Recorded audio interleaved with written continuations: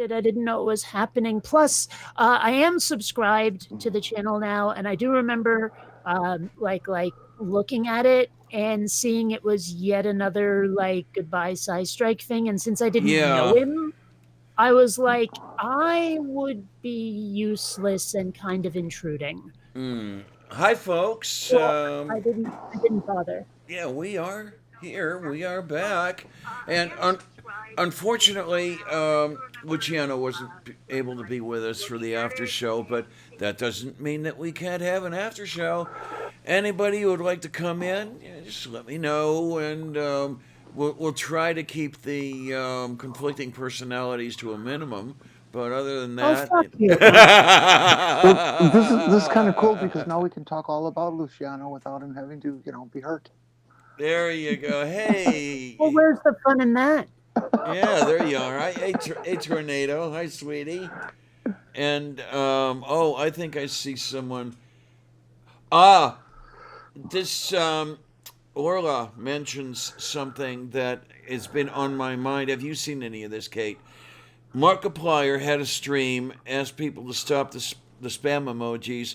They were getting their whole Google account suspended for it. And then there's the Not other, not suspended, yeah, canceled canceled. I permanently. mean, not only the YouTube, but the Google account itself just Yep. gone. And there was another one that someone had mentioned a day or two ago, and I retweeted just to make sure, try to get some more view on it. That in their new terms of service, Google, YouTube is actually stating in as many words that they are reserving the right to terminate your YouTube account if, in their sole discretion, they feel that your channel is not commercially viable. That one I hadn't heard. Yeah, I put a tweet up this morning with a cut from the terms of service, and it's yeah the whole thing is in there, and that scares me. Not so much on my account. Okay, they pull my channel, but there are certain people. One of them might be in this particular conversation today. Possibly. Yeah, who would be running into some problems were her channel pulled because they thought it wasn't commercially viable. And I already know that you've had some demonetization problems. Oh, not just some. Every video, and I mean every video, is auto demonetized every time, no matter what. Now, you can appeal, and after a day or two, they might decide, oh, yes, or oh, no, your account or your video is okay. But it's a long process, and if there's a video that's timely, like this is based on a news event that just happened and I need to talk about it now, well, you're kind of screwed ad wise. There's nothing you can do about it. Right. So now, granted, if your channel has more than 10,000 subscribers, you can do the appeals process with the video set to unlisted, and they will get to it before you make it public, which means that you can still get your full ad revenue. But if you don't have 10,000 subscribers, you can only get it reviewed after you have 1,000 views within the first week. And so you miss out on all of that ad revenue. And even then, once you hit 1,000 views, then they do the review process. And so, like, even then, you're getting more views and more views until a day or two has gone by. And then you get your ad revenue. Do you know So, why? Do you know why they're doing that though?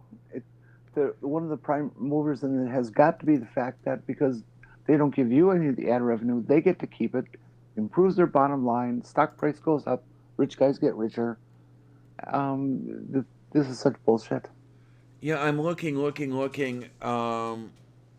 Okay, hang on here. I might have. I'm looking for the link to the updated uh, TOS. So if I'm a little quiet here, that's the reason. It's set to take well, effect 10 December. But that's not actually the reason why they're doing it. The reason why they're doing it is because the advertisers are bitching. The advertisers are like, we only want family friendly content. That's where our ads are supposed to go because we don't necessarily want to support something controversial. So that is what's going on there. Okay, yeah, and the thing is that controversy is what brings the views. There we go. Now Well, I'm yes getting it. and no. Yes and no. I've found honestly that what brings the views is comedy. Like Okay. like you can make the most insightful, brilliant, cutting video ever that rips a new one to every politician or prejudiced group, bigoted group, whatever, and you will get 10 times fewer views than someone who has a kitten hitting a man in the nuts after sliding on ice. I mean, seriously, that is where the views are. I mean, if I were to take my channel and convert it into America's Funniest Home Videos, if you remember that I do show, remember. I would It's my still views on. would skyrocket. Wait, it's still on? Seriously? Yep.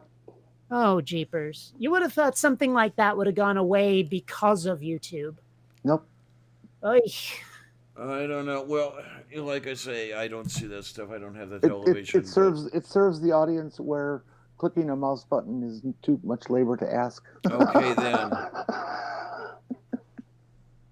Oh my. Well, Okay, we in got any a. case, Oh, look at all these nice people showing up. Yay! Yay! Yay! Yay! Yay! Yeah. yeah. So Tria is lamenting. Yeah, it's she's gonna have a hard time if this. Well, not if this, when this term of service thing goes. With the language that carries, as you stated it so far, um, I would also think that that's going to allow them to be very free to get rid of channels of controversy that are hater oriented, um, or just plain insane, like the flat earthers and the woo peddlers and those sorts of things. Okay, If they so choose, but the in language my just sounds open enough. yeah, I mean, in my worthless opinion, when it comes to those things, I'm no expert or anything like that. What I've been seeing is that they tend to prefer that stuff.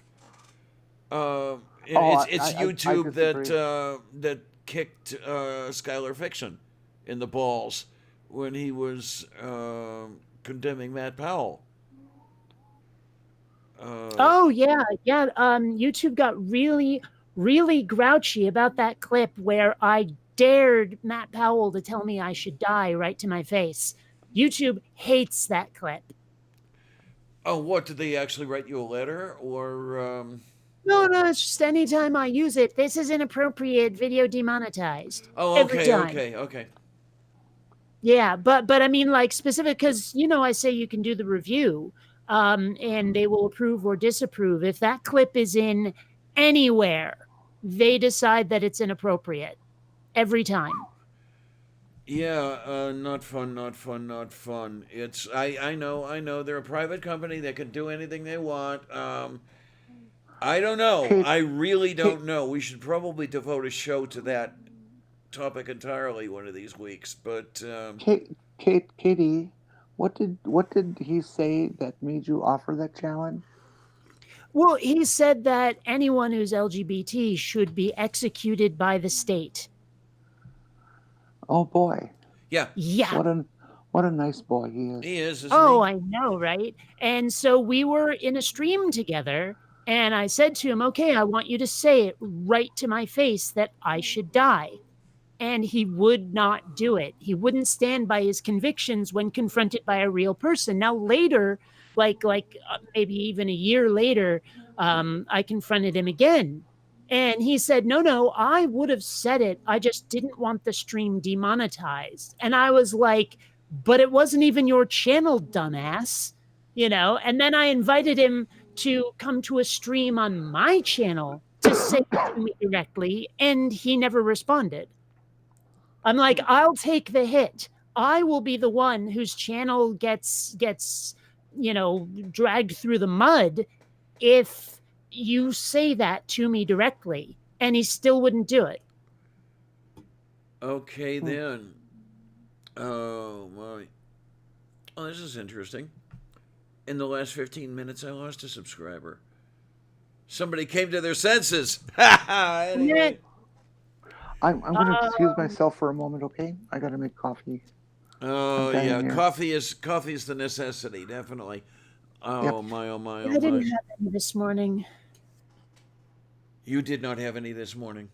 I did not. No, I Oh probably my. should have, but it's been making me feel weird lately, and I don't like it. I don't know how to describe it I was going exactly, to ask but you what kind of weird, but okay, if you can't find the words for it, you can't find the well, words for it. out of it is probably the best way I can put it. It makes me feel really out of it. And I'm like, I don't know if this is just an aftermath of the whole seizure thing or what, but I'm not enjoying the experience. And I'm probably going to discontinue coffee drinking or make it much weaker now. Okay then. Okay. Yeah. How about the other stuff like colas and Mountain Dew and that other stuff? Most of that's okay. I think coffee is just too strong or something, or maybe I'm making it too strong. Um, I don't know. Well, okay, this lady over here says there's no such thing as coffee too strong, but I'm weird. You already know that. Um, Well, I mean, I'm enjoying the experience of caffeine again, but I don't know. I just I seem to be reacting to it badly. Maybe I just need to build up a tolerance again. maybe, maybe. How about the other stuff? Aside from caffeine, that you had to stay away from. How's that stuff doing? You got Everything else is perfectly fine. I can beautiful. eat bacon again. Woohoo! Yay! Yeah, I can have ginger again, which that was the one that really hurt, was not being allowed to eat ginger. Um, I can have chocolate again. Now chocolate has caffeine in it. That's why I couldn't have it, but I guess it doesn't have enough to really kick my ass. Okay, So, okay. you know, um, I I can't really think of anything else that hit me pretty hard that would cause seizures that is now doing anything unwelcome to me except possibly coffee. Oh, yeah, okay. Okay, wait a minute.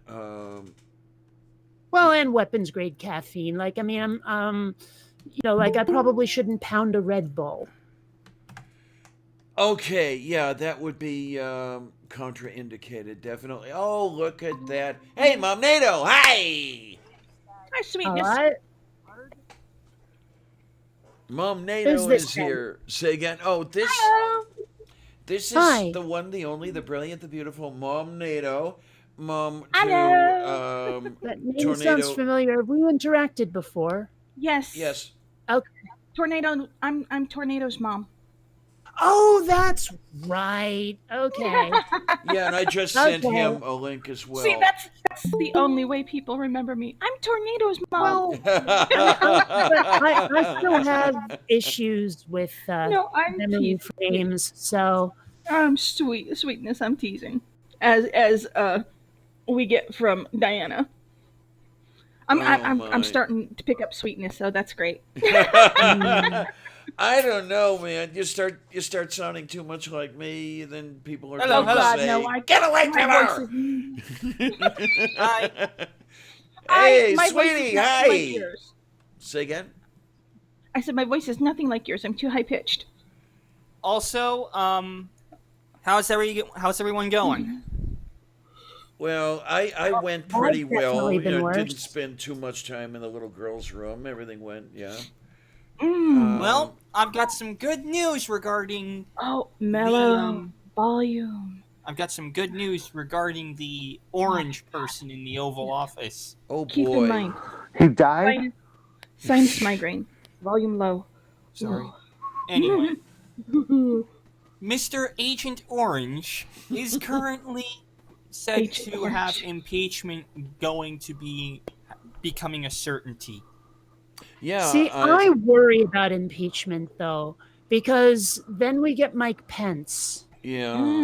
Ah, right. He looks like he's from the 1950s, but he thinks like he's from the 1650s. He thinks. Yeah, that's the He thing. I'm not too sure he's good at that. As the great John Oliver once put it, "Oh, what's that you say?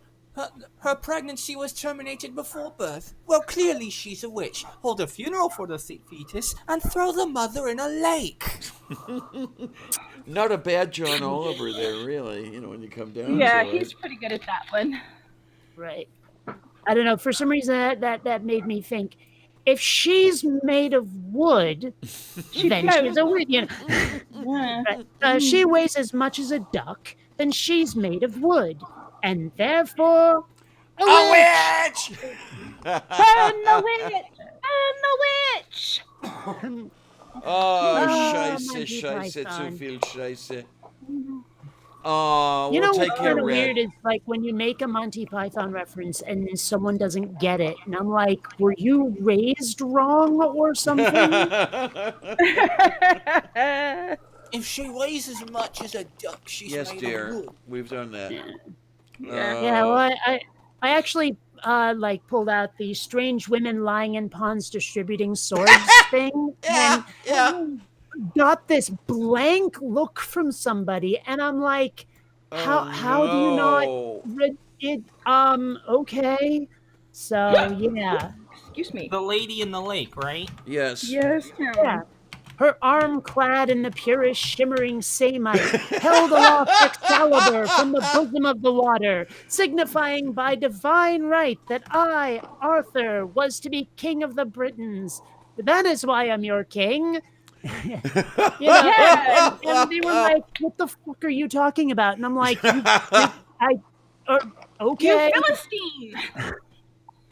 yeah, it was just Either bizarre. that or the sword is a very obvious metaphor. Well, but what is a metaphor anyway? There we go. Sorry, I every time someone says metaphor, my brain goes there. It's a sickness, and I know it. And speaking of holding aloft Excalibur, okay, there we go. The Excalibur holder shall be showing up shortly. Adelinda, have a look in your DM, will ya? Well, I mean, that's another thing, though. I mean, it used to be a caliber, but now it's an Excalibur, Excalibur, and I don't. uh-huh. Hold on, if it used to be a caliber, then why is it not measured in terms of caliber? Because if it's a caliber, then you'd expect it to be fired from a gun. No, Oh, it's a 15 caliber sword, is what it is. I drove Excaliburs once and had a brief affair with the wife of the president of Excalibur. Never mind. Okay. It sounds like you're talking about a motorcycle. Nope, Oh, a car. a car. Okay, well, whatever floats your ducky, I guess. Whack, whack. Whack. Calibers were very hot and sought after in their day. There we are. They were what would you call that nowadays? A boutique car. A luxury sedan. No, they were a two-seater. But luxury Okay, a certainly fits in luxury there. coupe then. They were hand built in Milwaukee. And they look like yes, something. They look like an old Cord from the early 1900s. I've never quite understood why handmade is supposed to be so much better. Craftsmanship. Okay, but most of the Adelinda, things that I know hi. of that are handmade are kind of garbagey. It's Then I your mean, exposure is very limited to what handmade. not means. even slightly. I was raised by hippies. We went to every craft fair in Vermont. I would not describe hippies as the pinnacle of craftsmanship. Sorry, and I was a hippie too. Well, No, I don't know. Maybe it's just me. I got really sick and tired of being surrounded by pottery. I will have to say God. that Swiss watches are pretty darn good. Yeah, the handmade variety. A Forgive me Hasselblad, if I a don't know who Hasselblad Adelinda camera, is. a Hasselblad camera built by hand. Nothing better on the planet. A what now? A Hasselblad camera. A what now? Just what I Hasselblad said. camera. Yeah, Hasselblad Yeah, is a I'm not asking for repetition here. no. Hasselblad is a She wants to company know what that it makes is. cameras. Yeah. Very nice cameras. Yeah, they If I went to the remember moon. correctly. Yep. Yeah, and it just so happened that one foolish astronaut happened to blow out the lens on one. Oh, no, wait, that was the film. And he also managed to blow out the lens because he pointed the damn thing at the sun. Well, no, he Don't didn't blow out the do lens. He that. blew out the Vidicon tube. Yeah, you're talking about Al. Yeah, Apollo 12. Yeah, Al Shepard, these are my words to you from beyond your grave. No, Guess what? No, no, You're no, not no, supposed no, to no, point no, stuff no, at the that sun. wasn't No, no, that no, no, wasn't no. Al Shepard. He commanded 14. I'm talking about Al Bean. Ah, Al Bean. No. Hi, It Adelinda. was a very common error for people some reason this wouldn't in work. the days of early video and very We see fragile Vidicon tubes We hear you. to point them at an intense light source accidentally. It's just Yeah, what they happened. almost ran into a problem with that on 10. They were pointing it at Snoopy, and there was some bright light reflecting off him, and it burned out Yum. a couple of pixels. What is that, Adelinda? What do you got over there? Veggie pasta. The reason that they do that is has all to do with the latency of the Vidicon tube. If you'll notice, like in fact, it's one of the things that the deniers, the moon landing deniers, use, where they say, "Look, there's ghosts. Ha ha ha! How can there be ghosts on this video if they were really there?" And so, well, it's because a Vidicon tube has latency, where the photons, as it hits the tube, excite it, makes an image. That image is broadcast. That image will hang on the tube for a little bit of time, Yes, it will. and that's what creates the ghost image. And that's why they have that little multicolored thing with the fire on the actual Saturn V with the launch of Apollo 11. Huh? No, We're different, not even different talking about the situation. same thing here. Different situation. And so when you point a Vidicon tube at a high intensity light source, it is not able to clear itself fast enough, and that photon attack on the photosensitive material will build up and cause a burnout in the tube. Yep. Which is more than I it can have to take. say, I prefer when my tons are real Okay. as opposed to photons. You Yes. see. Yes. I thought photons were a What now? dish from Thailand. Oh, Right. Right. Oh my God. We are What about a just futon? all over the spectrum today. Yes, we are. What? And That's a bed from Thailand. Mom Nato, Hello, you Adelinda. haven't been Yes? around long enough. When you're around for a little bit more, you're going to see that this is the order of business around here. oh yeah. I thought I made that Coming quite clear Central. enough on our 10-hour after show last time. We're going to try to keep it a little shorter than 10 hours this time around. Huh, That's Hey, the one who's talking impossible. more than 12. Hey, last week we only did 3, Right. That's not so too bad. I was good. I behaved myself.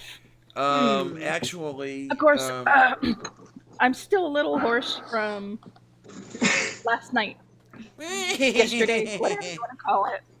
Yeah, I saw that joke coming. Yeah, No.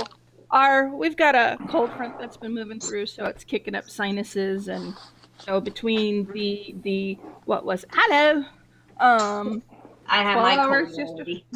Oh, well, it's not really a cold. I get a lot of sinus drainage, so I get hoarse. Me. yes. Yes. Are you talking about me? Yeah. Rupa. I'm going to try to be nice to people because What Why? for? Well, I know. It's just this thing. It's so much more fun when you're mean. This thing I do, it's like I should probably quit it. I should probably cut it out. But the after shows seem to be so popular. I'm gonna try an open chat during the week. Um, Still won't go 10 hours, okay? Okay. But we can throw the cumulative hours together and then maybe get 10 hours by the end of Yeah. the week, something like that. Well, we might find lots of stuff to talk about. Who knows? Oh, lovely. You mean like certain incidents involving a certain... No, we will not constantly talk about the orange hippie. Right. Hippie? Sorry. On what planet is the orange one a hippie? In his own mind. Yeah, I was going to say the hippie didn't like his father very much. So, Well, yes, that's why he changed his name from Drump to Trump. He's a corporatist bastard. yes. Yes. Trump is the sound of someone being slapped in the face with $10,000 bills. Nobody prints $10,000 think bills so. anymore. These bills. I was watching Drums like is the the sound of the wet West fart Wing a putting while into ago, water fart. and I couldn't help that there was an episode where they said something about deprecating the penny because it costs more to make a penny than Yes. it's worth. Yeah, well, they've been talking about that for a while. I don't know how For a serious couple they're years. getting now. A couple of years. It's been going. Couple of decades. Oh yeah. Yeah. The penny Well- costs 1.7 cents last I heard to make 1 cent. Yeah, and that's also like We're $4 literally bill. spending money. We're spending money to literally make money. Well, it's like the $2 bill as well. I mean, like, you can still get them from banks, and yet they're technically not in circulation. How is that possible? There's still a monetary bill that is listed in the Treasury as spendable, but it's considered a novelty bill where you can go to the bank every year on our birthday when we were younger. Our grandpa Cozart would go buy a $2 bill for each of us. okay. I want to try to find like a $1 bill that doesn't have "In God We Trust" on it. Oh, those won't are find one, collector's probably. items. I'm sure. Yeah, you would go to a coin and currency shop for that because Yeah, Well, but the thing is, I'm sure there's some that are still out there that nobody's found yet that I can people are tell just you. spending. a $1 silver certificate. You might find that's one of one those of them. before you find Yeah, one. that's there are also Federal Reserve notes that don't have. Those notes are literally older than I am Yep, because probably older than most people alive. that "In God We Trust" crap was put on the currency in 1957. It's the Cold War. Now, I might have a Yummy. penny that might not have it on there. Oh, meatballs. Now wait a minute. Gonna Wait a have some minute. sandwiches. A penny that does not have "In God We Trust"? I might. That I would have have a been- Indian head penny. I was going to say yes. That would have been minted during the Civil War. Hold on just a second. Let me get it. Because last I knew, "In God We Trust" went on U.S. coinage in 1864 or 1865. 1864. My mom probably has one from in 1862, don't you? Yes, I used to collect coins back when I had money. Think about that one for a while. Yeah. My dad used to have a really nice coin collection until one of my relatives physically stole it Let me see. and sold it for cash. Jesus Christ. Yeah. Somewhere in my house, like, my grandpa had collected a bunch of steel pennies, and, like, they're yeah. enrolled somewhere in my house. And they're probably in very... 1894 Okay, that... Indian head penny. Oh, one of those. Yeah. And it says 1 cent on the back. It's got a wheat penny on it. It's a wheat penny with an Indian head on the front. It Yeah. does not say "In God We Trust." It just says, if I can actually manage to look at it close enough. I'm blind as a bat here, folks. United States of America Okay. on the And front with the Indian head on it. yeah, okay. I'm looking at a representation, and yes, I stand corrected. I am not seeing "In God We Trust" on the darn thing. Nope, it doesn't say it on there. Interesting. Yeah, and the features on it are still visible. It's just the writing's a little hard for me to read since I can't. You're It's old. all scruffy. Yes, I'm getting old. I can't even read it with my bifocals. Wait a But minute. you What about the lesbian focals? no, I would have to have Diana here for that, and she's too Oh! she's too Oh far my! away to see it. I'm feisty. I'm gonna keep my mouth shut. But no, you see, What for? you have two of us in here. No, three. I'm sorry, What? lesbians. Okay. You're And your outnumbered. point is? Yes, and your point is? That you're outnumbered. And Oh my! again, your point is?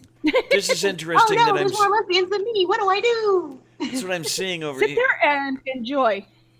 And again, your point is? I'm saying this is a little. Somebody's got to be mispricing this one because it's Etsy. What? 1894 Indian cents ICG MS62. MS62 is a pretty darn good condition. Not the best, but still pretty darn good. Yeah. They want 1999.99 for the darn thing, and I think that 1,000? yeah, $1,999.99. I'm saying that's a little overpriced It by depends. about 10 times. No, not necessarily. It's considered a collector's item. They're very hard to find these days. But does it show what the mint mark is? That may be why it's more expensive. Is there a Um, mint mark on it? I am going to look. It also depends which mint marks are. The Yeah. mints didn't make all the same number of each year and blah blah blah. If it doesn't have a mint mark on it, then it is from Philadelphia. If it has a D, it's from Denver. Denver. And S is from San Francisco. San Francisco is one of the rarest. O is from New Orleans. W is from West Point. I don't see any mint mark on this. Then that's a basic. That is very overpriced. But no, you can see The 9 looks a little flaky in the 1894, but it does not otherwise look like a double strike. So I don't know what's going on here. no. Well, it depends. Some people want more. Some people are idiots. I could probably get $20 for what I've got. Maybe. They're not maybe really- a little more than that. I'll have to Sincerely, maybe a bit take- more than that. I mean, you can see the features. You can see each individual feather as far as the edges. You can see the eye and the mouth on the brave, but his headband's a little worn off. Oh, That- buffalo nickel? That would probably be extra fine. Indian head penny. Yeah. You might get $75 for it. Well, hey, you can What see about the the 1976 silver dollar? 1976 silver dollar. I had that for a while. That would not have been. Not very much. I don't know. It depends upon the silver content of it, and again the mint mark. Oh, okay. Well, no, If it a was- 1976 silver dollar, that would almost certainly be San Francisco, wouldn't it? Not necessarily. They made them from all over. Now, I had at one point a 1776 silver dollar. What? Whoa! Yes, I had a 1776 silver dollar. I got $200 for it. I think you got taken. Oh, I'm sure I did, but at the time I was desperate for cash. So, Okay, I didn't remember Well, the. you had other options open to you if you were short on cash. Prostitution comes to mind. Yeah, well, that wouldn't have been safer considering I still had Talon. Oh, Oh, well, okay. Tornado. Sorry. You guys Yeah, didn't hear that name. I had forgotten that the Eisenhower dollars were around in '76. That's what you're referring. Because when I heard you say silver dollar, I was thinking of the um, the metal that was above gold in the periodic table. No, I had a bicentennial silver dollar too. And the asshat, who shall forever remain unnamed because he is an asshat. Voldemort? Were we talking No. about this ass hat the last time we were speaking? Yes. I thought so. Not my asshat, my mom's asshat. No, what did I just say? I haven't the slightest idea what I just said. Anyway, he got into our house and took my bicentennials. Oh Lord. He got into my mom had this. It looks like a cognac glass, right? You know what I'm talking about? The really Yes. deep bottom, but it's about the size of a pitcher. It's Yeah, it a holds. punch bowl, basically. Yeah, basically, punch bowl with a stem on it. She had that 3/4 of the way full of rare coins, dollar bills that were extremely old, and when they separated, before he was kicked out of the house and she changed the locks, he went through, while she was gone here in Florida. We were still living in Missouri, and she had come down here to do some repairs on the house, and he went through that cognac glass and stole half her coins. And then when she came back, he tried to say that I stole it.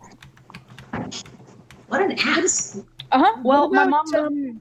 Oh, it gets political better. assassinations? That was another avenue of money open to you. Yeah. Well, my mom looked at him and she said, if she needed money, she would have asked me. She wouldn't have stolen from me. Therefore, ergo, my daughter did not steal from me, and it was somebody else, and I have an idea who. So, don't accuse her of stealing something when all she would have to do is ask. So why would she steal it? If I was around at that point, let's just say that asshat would not exactly be. Buddy, think of what we found in his drawers. Do you really think he gave a shit? Okay. Oh, right. Purple. Okay, we'll leave it at that. You ask about a gold tone Kennedy half.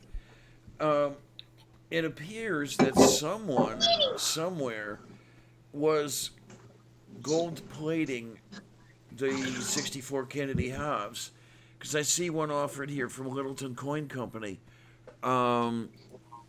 See if I can find the condition.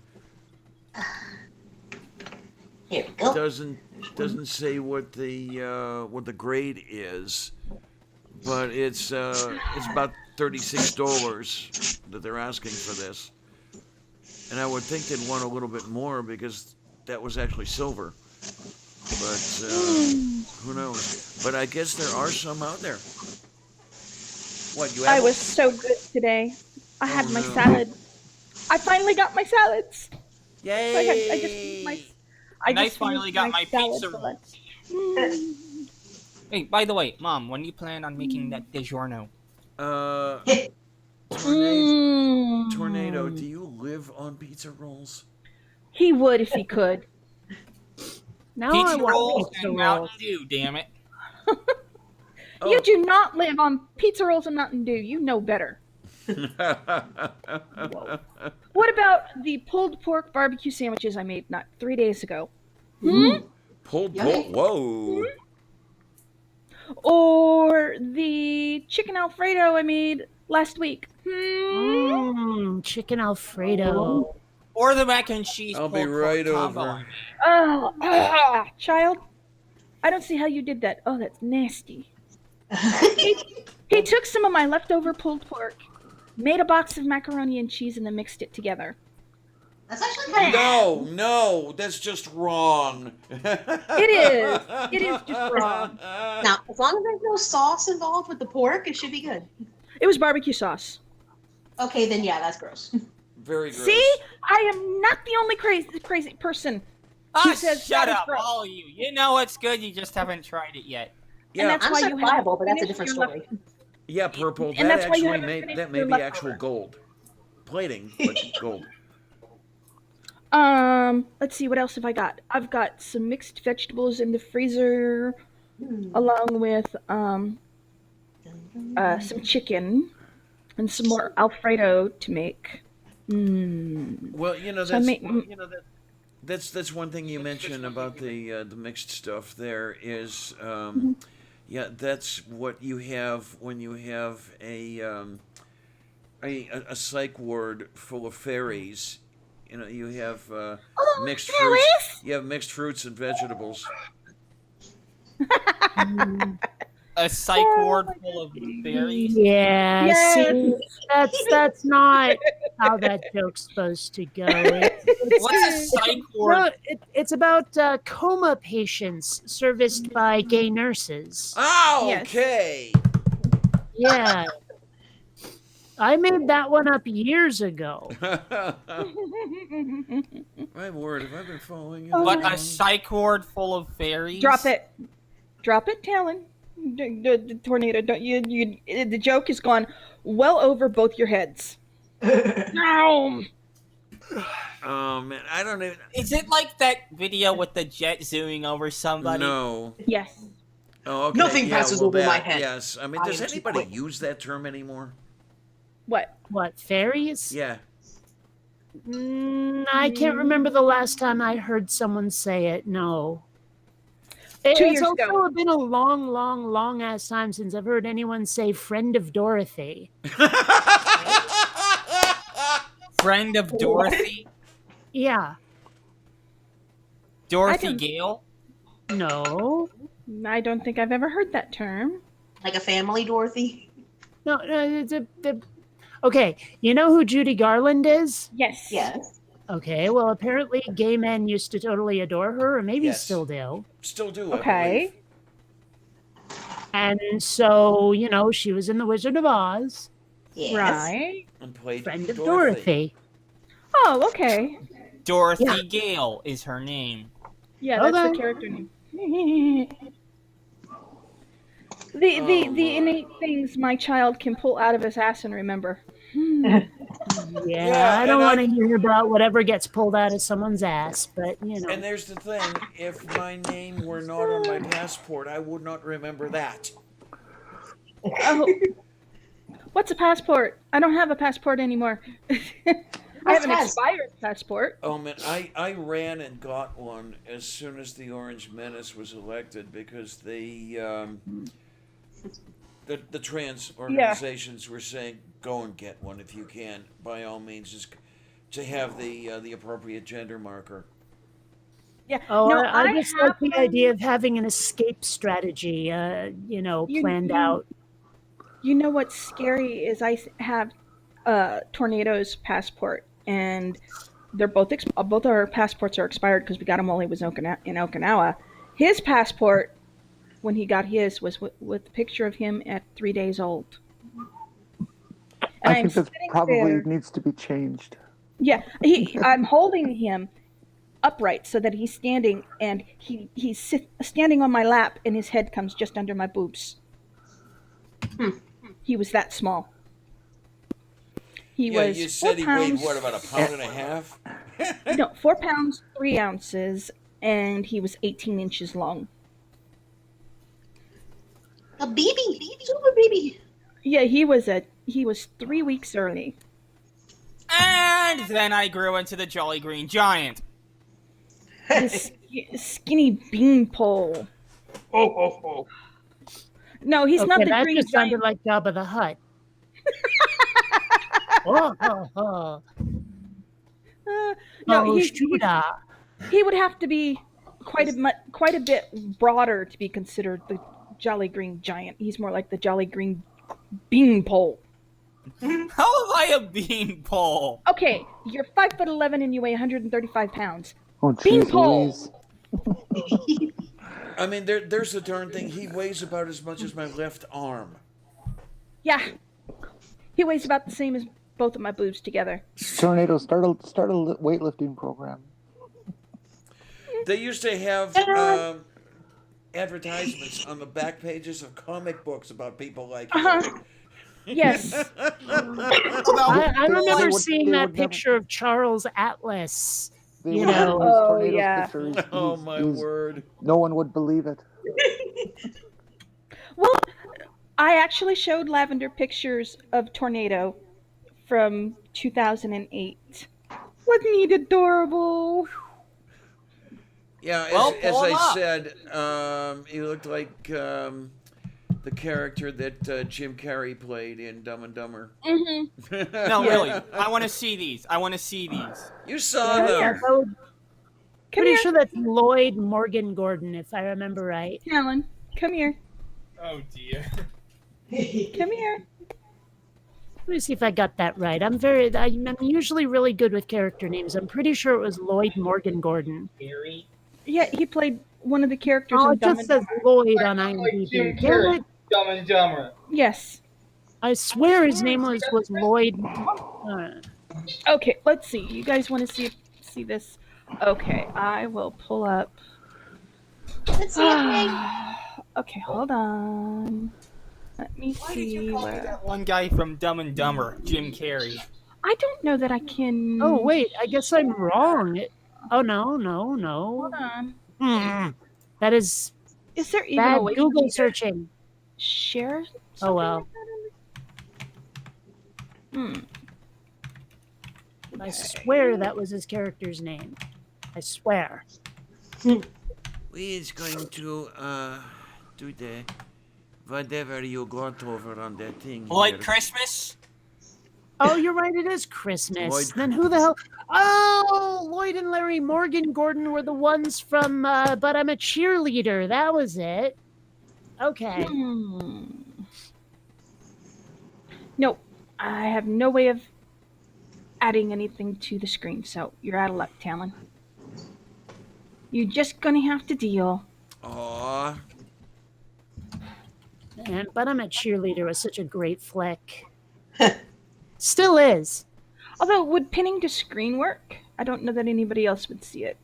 So, oh well. Never mind. Wait, if you're okay, you've got the okay, wait a minute. Yeah, let's get ourselves straight. You can. You've got the thing where you can raise the little white banner at the bottom, right? Yeah. And it says right. present now at the bottom corner of that. Hit Right. It, hit it. And if you've got Okay. it in a picture frame, you can throw it on there. Oh, okay. Well, let's see if I can find that. You can do it. I believe in you. Yay! Yay! I have to get to the right drive on my computer for this one. Yummy. You know, this is a thing. It's one of the things I really, really, really like about the Unixes, the Unix-like systems, is you've got one ginormous file system. You don't have to worry about C drive and D drive and X drive and all that other I happy still think stuff. it's kind of cruel to castrate people just to use the computer, though. Yeah, there you go. I live for that reaction. Oh, there's a picture of my beastie. My boy. Woof, Not my child, my boy. woof. My woofy. I had to say goodbye to my Wookiee a couple months ago. Let's see. What? You can actually see the picture of Mom's Woofy right there on Hey, the avatar. don't talk about your mom's woofie.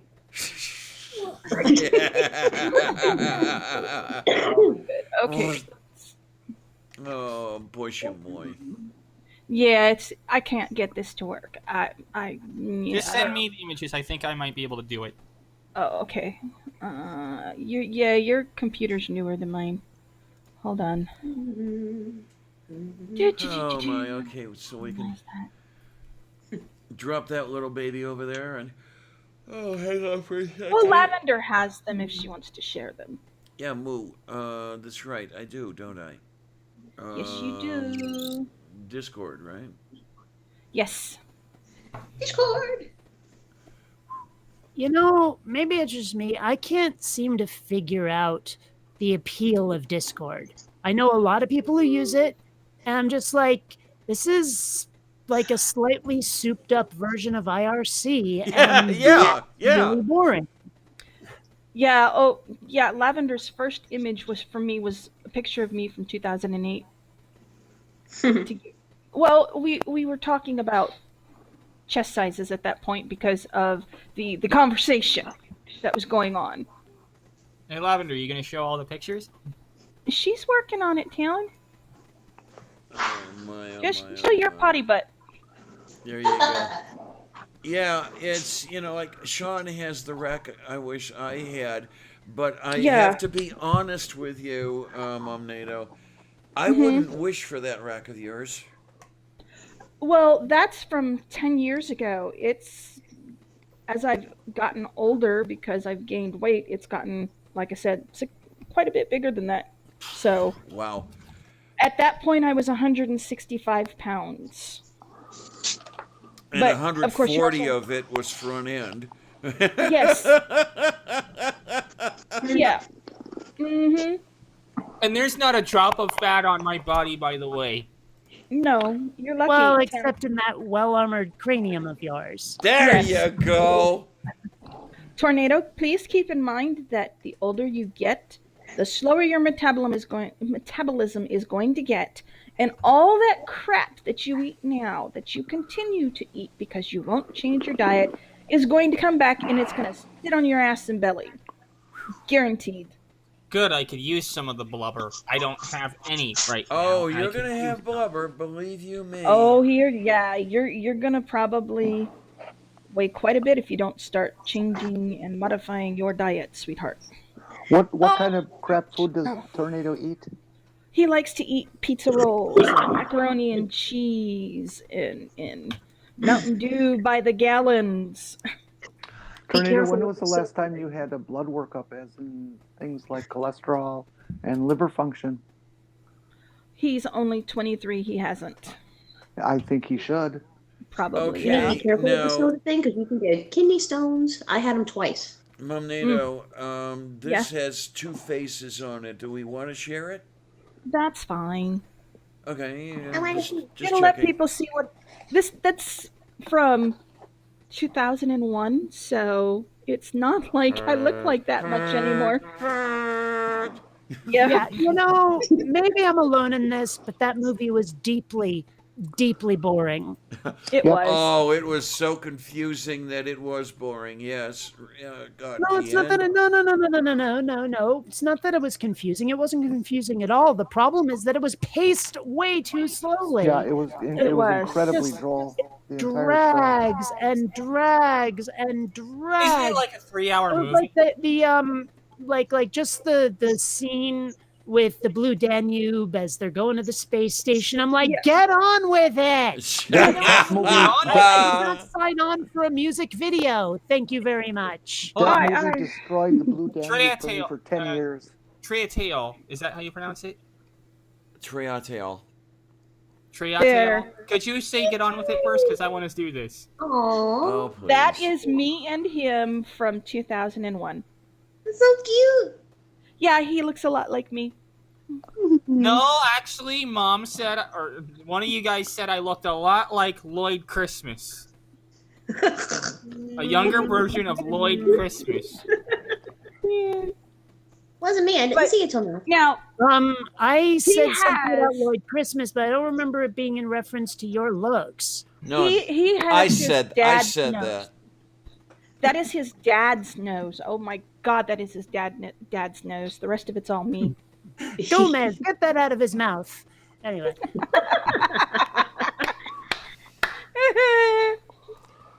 I really do look like a younger version of Lloyd Christmas from Dumb and Dumber. But yes, that is my darling disaster. Hey! Yeah. Hey, you're Well, the one who named yourself Tornado. She meant it only lovingly. Okay. Oh yeah. All parents think their kids are disasters. My sister somehow Hey, produced 3 perfect clones of herself. Tornado. Oh Wait, my what? God, you poor thing. At least I you're. like how I'll parents, show. new parents especially, when the child's like, newborn, 1 year old, 2 year old, everything the child does proves that this is a genius child and the brightest thing that was ever created from flesh, and they all turn out My average. sister, her 16-year-old, 3-year-old, and 5-year-old. Oh my God. Wow. That's Those creepy. are all, they look like clones. I told That you. Creepy. Did I don't know someone how she did it. did someone just Although use the copy paste feature? the oldest one does have her dad's smile. Yeah. What Yeah. was that picture? That was her sister and her sister's 3 kids. Ah, Yeah. Here, easy. Someone activated the copy paste function. No, I mean, hey, you Tornado. you have Look to at it talk this when you're way. showing a picture. You have to talk when you're showing a picture so the camera reverts. There you go. Tornado. Make noise. going. For whatever your mom may call you, at least she doesn't hate you. Oh God, no, I Always love him. remember that. He is my most perfect angel who occasionally has really bad devil days. Yeah, Robert X. Yeah, Robert X says I have a server with one member, mini Discord server. That member joined yesterday. Sub to many channels, almost never there, except for Upside Down Sweeties Discord. And yeah, the only reason I really used Discord was for movie night. And I mean, I built a server and I haven't done crap with it. But so many YouTubers seem to be so into it, like it's the way they communicate, and in no other way do they. And I'm just like, how is this a thing? It's so dull. It's Well, because not YouTube good. has no way to communicate, and Discord does an Well, excellent job of it. yeah, but there's Facebook, there's Twitter, there's a Facebook is a whole pile bunch of of things. crap. Why Discord? I mean, especially since like I tried to hang out on Discord and it just seemed like all I heard were notification sounds from people posting messages, Well, and yeah, that's I the first tried to thing you say turn off. something on the message board, and nobody would reply, and it's all in real time, and I'm just like, this is so freaking dull. I am not I think it's enjoying this also- experience. Well, And Facebook is not garbage, except when they block people for no good fucking reason. I don't even use Facebook anymore. Like I maybe won't. for I one won't touch group, that's Facebook about if it. I can avoid it. Well, I'm tired of making little Mark Zuckerberg the Republican rich for selling my identity and everything I say. You can keep that up if you want, though. Go right ahead. it doesn't affect me at all. I've never had any kind of negative effect from using Facebook in any way, except for the ads on Facebook itself. And you can say this ad isn't relevant to me, and it won't show up again. So, Replace it with a different one. Yeah. well, yeah, but you can still. It's easy enough to deal with it. I mean, And every one of those ads is there because they have your data and they use it and sell it. But there is no data that they have that seriously is any skin off my nose in any way. Everything you have ever posted on there is your data. Everything. And that, like I say, there is nothing I have posted on there where I'm like, I mind that this is public. I don't mind. There's nothing that like I don't understand people who on their Facebook page they make absolutely every damn thing private, and I'm like, you know what? You're not that important. Nobody cares. I mean, seriously, it's not a big deal. But people are like, no one gets to see these memes unless they've friended me. I'm like, dude, unless you have a super personal post, there's no reason to make anything private on Facebook. None. Like the only reason I went private is because there's at least one person I know of that harasses my family quite often, so I've always kept it private. I don't know. There's ways to deal with that. I mean, just block them. They can't see anything. Well, I did that too eventually, but like besides going private, like they kept trying to friend me, and I did block them. I don't know. I just don't. It feels when people talk about Facebook, honestly, it feels like paranoia. It really does. Read Well, the everything we do is the public, terms whether of we like it service or not. closely sometime. Sorry, what was that? Read the terms of service real closely sometime. Okay, but I mean the concerns I hear raised by people don't concern me at all. I am not worried about them. I don't see what the big deal is. I really, really don't. Privacy is the most important thing any of us own. No, but that's not the point. What is so damn private on Facebook? It doesn't Point. matter. It doesn't matter. What do you mean Whatever it doesn't matter? Of course it it is matters. private. No, This is it going is to become a privacy. very Your short- identity, your reality is what you are, who you are, what you. It's the only thing you truly own, is yourself, and they are taking it and spreading it and making money off of you, and you get nothing in return except this little digital space that they'll discipline you for if you say the wrong word. Okay, but again, sure, okay, they sell my data. So? That is your data. So? Well, I mean, okay, let's put it this way. I'm not then going you to must not make have any any money off of self-respect that for your data own in any privacy. way. I mean, whether it's Facebook or not, I'm not making money off of that data and never will. So I don't care. It's not the I question really of whether you make money off of it. It's a question of whether or not they make money off of it. Why is that a big deal? Really, you really don't understand why your privacy is sacrosanct? It's not, but I mean, there's nothing I post that's private.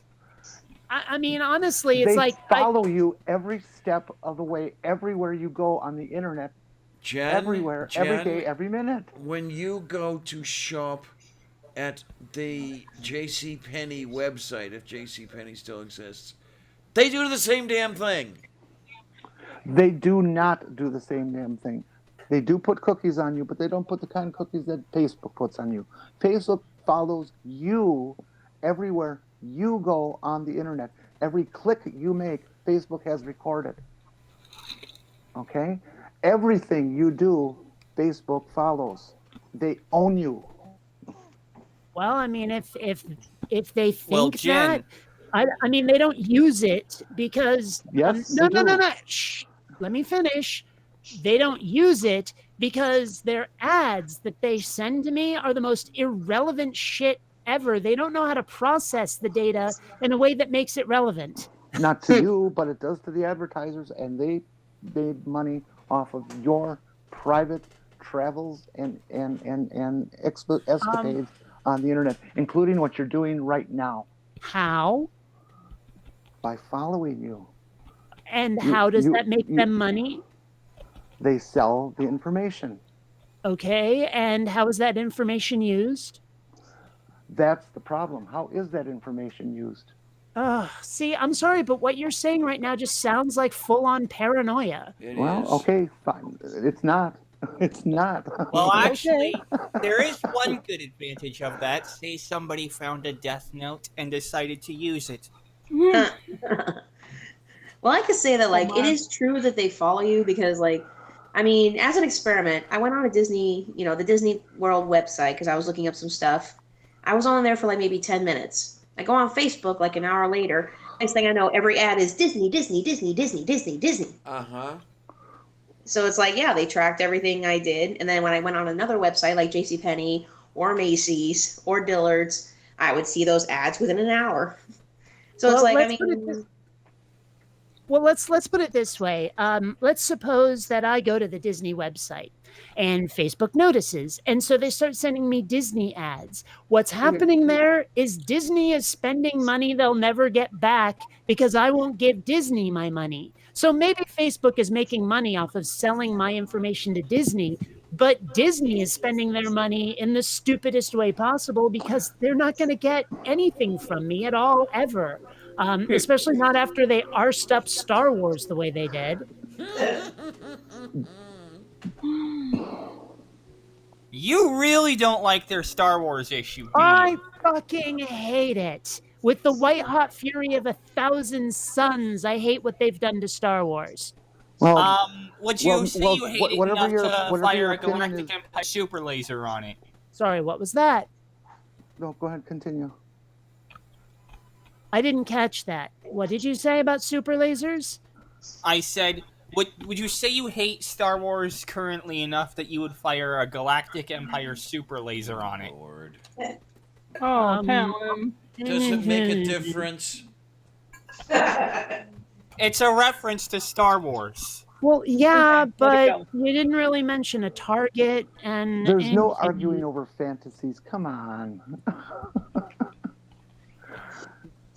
It's just it's ugh, what they did. They don't know what the hell they're doing. They don't understand Star Wars. No, they don't. Saying Anyway. someone does. In my mind, saying someone doesn't understand Star Wars is like saying a flat earther doesn't understand science. No, Well- it's nothing like saying that. Yeah, well, Kate, do you think it still would have been better, like, in the hands of George Lucas to, like, keep making the films his way, or to, like, sell it off to Disney for his profit? I think it would have been better if he'd let the series die a merciful death. Oh, he wanted to make money. He already has money. I don't He wanted really to make think more. he did. Honestly, Honestly, he has enough money just based on franchise rights alone. He's making money off your eyeballs. That's perfectly okay. he's got like $4 billion. He doesn't need more, and I don't think he even wants more. If he did, he wouldn't have abandoned Star Wars like he did.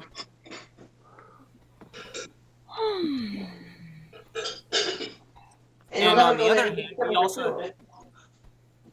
hand, we also have to think about the fact that Disney is becoming more and more like a giant monopoly every day. Oh yeah. I mean, like... Let's see. First they got Star Wars, then they got Marvel. Well, didn't they like buy Fox or something? Yeah, they did. Yeah, they bought fucking 20th Century Fox, or just Fox in general. They already have a stranglehold on ABC. Yeah, but I heard they already own What I Hulu, love, too, I think, though, is that when they bought Fox, the Orville decided to go streaming only and left Fox. I am very happy about that. Mm-hmm.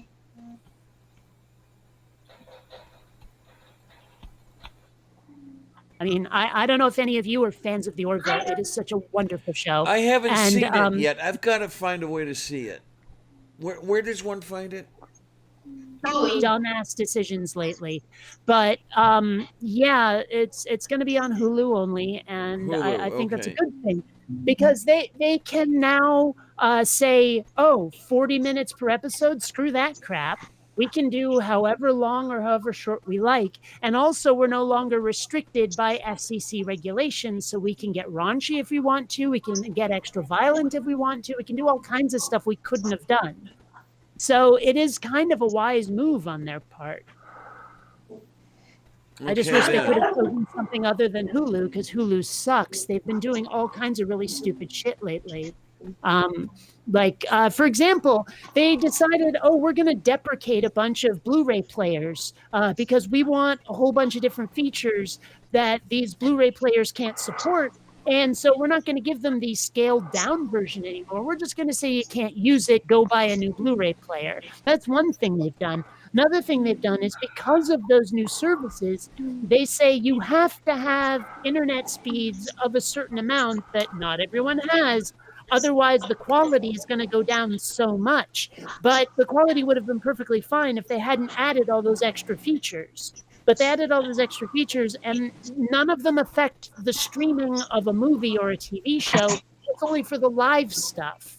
But because they're too short-sighted to see what they've done, now all of the streaming stuff is affected by the live stuff. And it's really stupid. They have no idea what the fuck they're doing. It's almost like they had some magic way of following all of their viewers and doing what most of them wanted, but not all of them. No, they're just idiots, is what they're doing. Seriously, that's what's going on. How do you think they make these decisions? They pull them out of their butt? They look at numbers from Facebook yes, and that's all these exactly other what places. they do. No, Because they did not do their market research. Is what happened. They did do their market research. No, they didn't. You just didn't follow fall down into the part that they liked most. That's all. No, they didn't actually do it. They just made these decisions. Okay, it's not the same thing as, say, like, gee, does this demographic like that movie or not? They Yes, just said, they just said, here's a bunch of features we want to add onto the service, and they haven't actually talked to people about whether or not what they've gotten rid of was acceptable. bingo. That's exactly correct. You have won the internet today.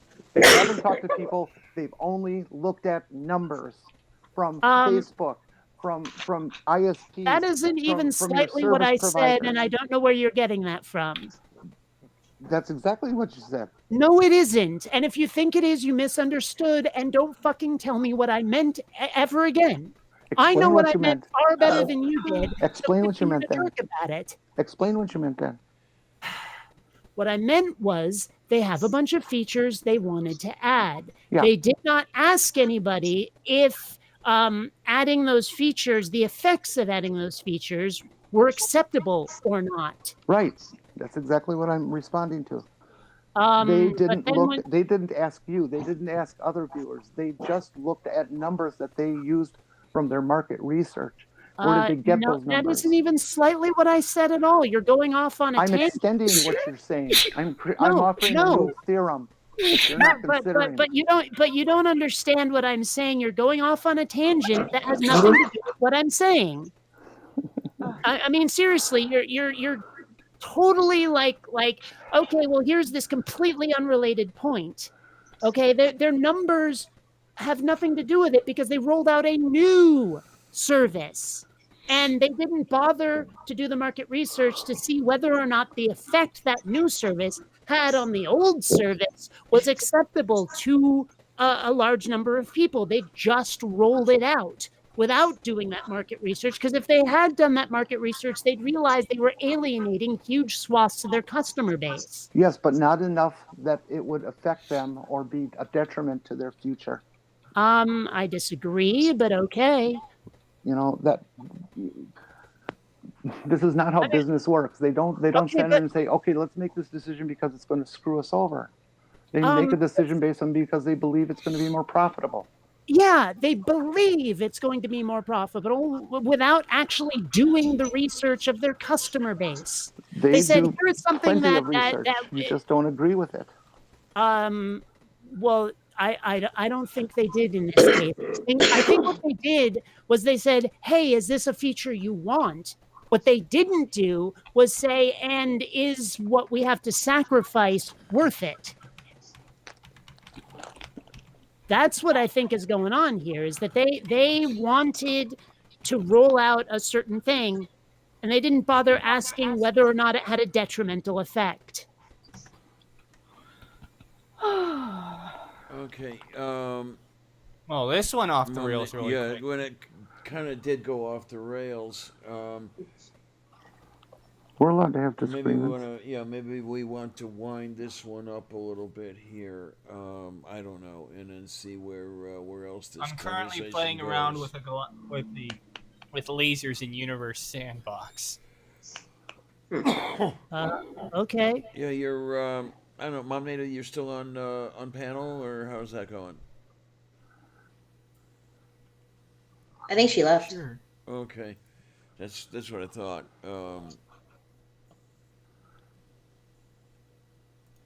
But if you think about it this way, Disney bought Fox, and now they have Deadpool 2. What are they going to do with him?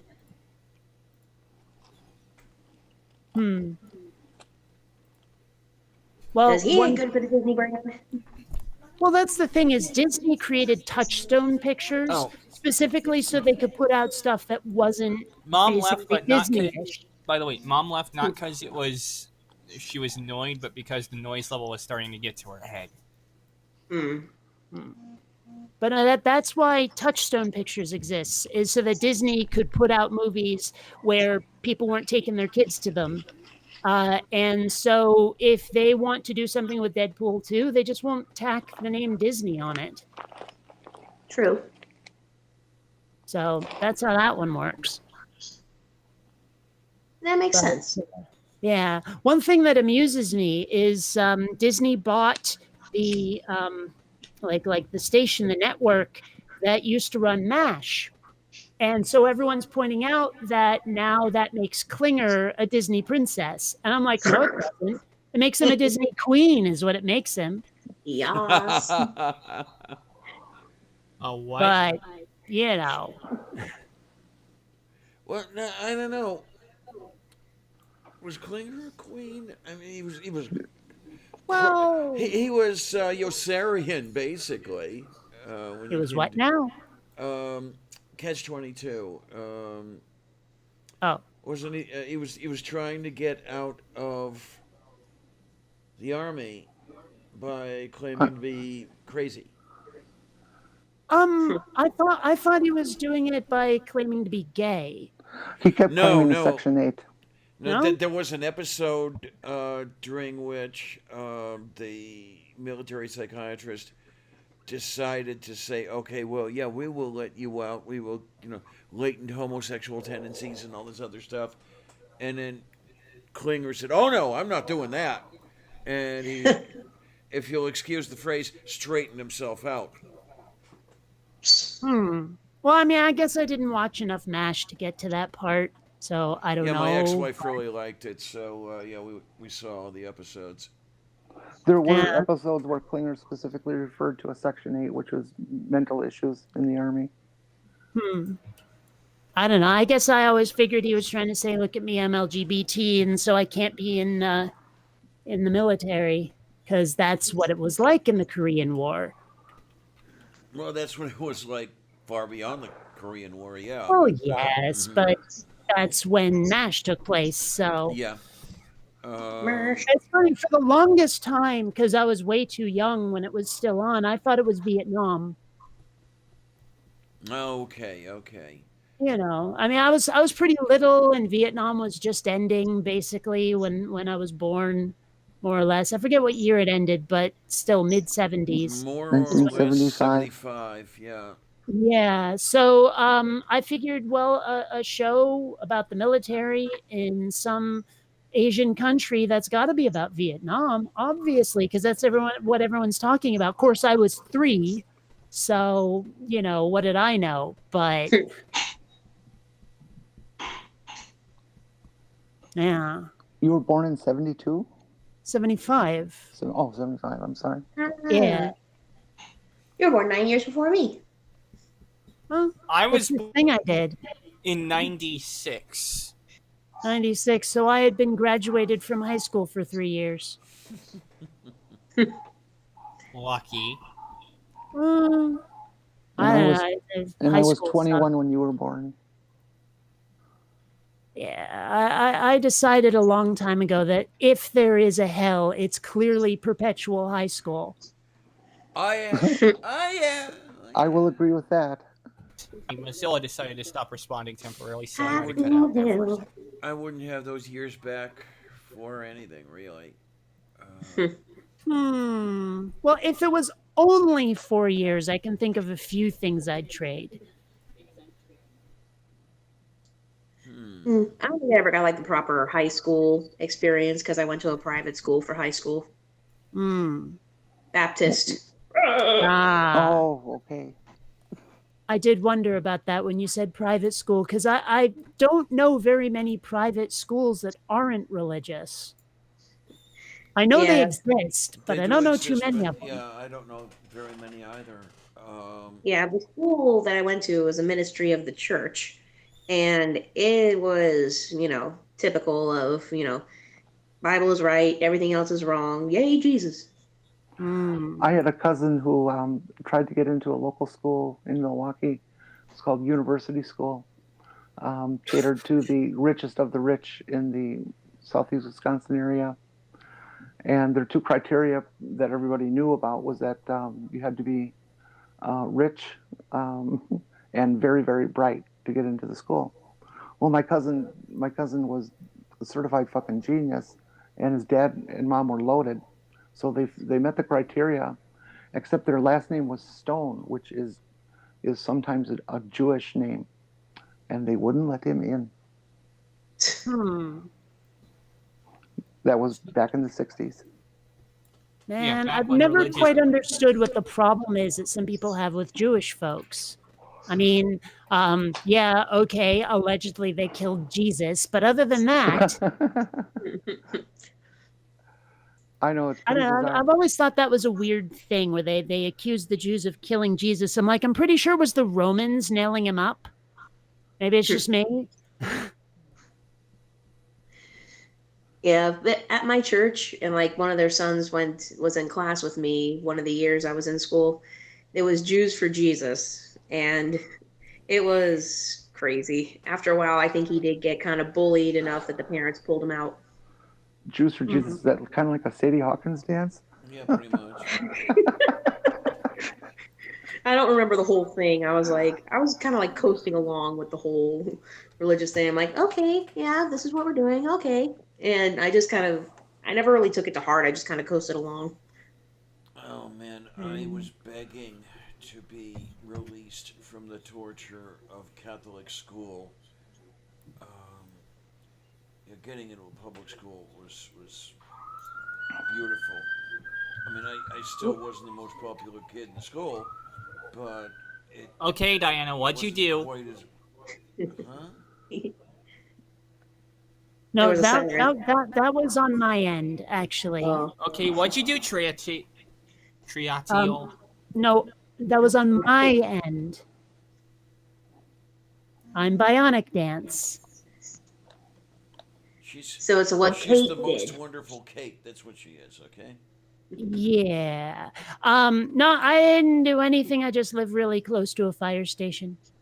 Understandable. My sister lived close to Tampa General Hospital at one point. Almost every night, you'd hear the sirens going off for the ambulances, and then you'd hear the helicopter for people being flown in. Oh, well, that's another thing is I live in San Diego, which is a military town, and every now and then we get overflown by helicopters, and I never quite realized how loud those are when you're that close to them. Yeah. Oh, every 20 minutes we get airplanes flying over my house because we live like not even 10 minutes away from Tampa International Airport. Lucky. Like I was watching a couple of episodes of ER recently, just for the hell of it, because I needed something new to watch. And like, there's a helicopter pad on top of the hospital where they fly in some of the worst patients. And I'm just watching these people standing underneath a helicopter with the rotors going. And I'm like, how are these people not deaf? It's like Yeah. whenever they stuff someone into an MRI machine without any head protection. I mean, they swaddle my head in blankets and padding and stuff when they stick me in an MRI, and it's still kind of loud. So when you see someone on TV just going in bareheaded, I'm like, you're going to deafen this poor person. It's made for TV. Yeah, but still, it's one of those little things where I'm like, It's a you know, nitpick. yeah. Anyway. Oh man, I've many times been in the full body MRI. You know, not the little donut or the bagel where you're going through the hole. No, you go into the fucking tube, and number one, they've got that thing going like a fucking jackhammer. Bang, bang, bang, bang, bang, bang, bang, bang, bang. And then, if you are at all claustrophobic, do not ever open your eyes in that thing. I fall asleep every time I've been in an MRI. I'm sorry. Because you find out very quickly how little difference there is between your radius and the radius of that tube. It's like, I'm actually strangely okay with the bang bang bang bang bang. It's when it starts sounding like a giant blowing a raspberry that it gets to me. oh, what? You know, Oh, that's when it starts doing like that for minutes on end, I'm like, Yeah, dude, yeah, you know, absolutely. where it's like white noise. It's oh, that massive high energy electrical surge. it's just it's so disconcerting. Just hold We your had- nose Makes and it feel like the machine's about to shake itself to pieces. There was a minor industrial accident outside my shop one year when they were replacing the alleyway, and a bulldozer had cut a ground cable for a transformer that was located on the pole above. And nothing happened right away, but as the day went on and people started to use more and more electricity, the transformer overloaded and the circuit went gaga and goofy. And this massive electrical short occurred below ground, where the ground was actually buried and located. And it started shooting out this plume of black smoke with huge fire and stuff at the bottom. You know, it was about a 2-foot pit of fire, and smoke shooting up like 30 feet in the air. Black, rich smoke with that very powerful sounding electricity arcing sound. It was like our own portal to hell right in the back of the shop. Oh Jesus! So it looked like there was a man, portal to great. hell. You know, I enjoyed it thoroughly. Speaking of The weird, power of Christ compels you. speaking of weird electrical sounds, I know that the phaser sound in the original Star Trek series was something electrical, but I can't remember what. Does anybody around here know what that was? No. No, I don't. But I know what. Remember the original Star Wars when they would wave a lightsaber and it made that. Yeah. Do you know what that sound is? This is amazing. What is it? We've all seen radio antennas, and they have the guy wires that come down for support. Mm-hmm. The sound of the saber was they took a hammer, they hit the cable, it makes the banging or vibration sound, but then they would move the microphone across the field of sound that was generated, and it would get that wavy sound of the vibration, and that's what the phaser sound came from, or the lightsaber sound. That's cool. They did something very similar with the blasters. Was like a guitar string or something being plucked. Oh, Yeah. that's Okay, now neat. And wait a actually, I'm working on my own sci-fi animated thing right now, and I wanted to give the spaceships kind of that Jetsons-y sound, like the Jetsons car. Oh yes, yes, yes. But I wanted to make it sound like something you could take seriously. And so what I did actually was I took a fidget spinner and like spun that in front of my microphone and then sort of slowed it down and gave it some flange effects, and I actually think it works really well. Okay then. So I mean, it's kind of subtle, but it definitely has that sort of pulsing sound like the Jetsons car does. Let me give you an idea with that. With a fidget spinner, all those are is just this small, like 7 or 9 ball bearing inside this plastic thing. If you pry the cover of that open, you'll expose the bearing. If you take an acetone-based product and flush out all the lubricant in there, it will radically change the sound of that bearing. And you can get a whole bunch of new sounds that you might like. Okay. I don't know. I think I've already got what I'm after, but Yeah, and besides that, when you flush out all the lubricant and everything, it's pretty much signed the fidget spinner's death warrant. Can you find any more of them anymore to replace the one that you killed? Because I was looking. probably. I was looking for quite a while before I actually found a fidget spinner. I had wanted one, but wherever I went, they said, "No, we don't do that stuff anymore." Actually, found one on a those little. You can buy a 5-pack of them on Amazon for like $11. Oh, okay, I didn't know that. And they're also for sale at the Pet Rock store. Those Yeah, racks that are hung on the grocery store shelves where they have, the little egg timers and all this other bullshit, the small stuff. I found a fidget spinner on one of those. I said, okay, mine. So I only own a fidget spinner because my dad bought one for me at the store thinking, Kate'll like this. I'd never even heard of a fidget spinner when he brought it home. And I was like, okay, sure, I guess. And at least I found a use for it. Okay. Because I was And I Oh, was at a excuse me. store one day, and I regret not buying it now, but it was a fidget spinner that lights up, and it was also a speaker. So I don't know how that would work, but I kind of wanted to try it, but I never bought it. A speaker. It was, Interesting. Okay. yep, a teeny tiny speaker.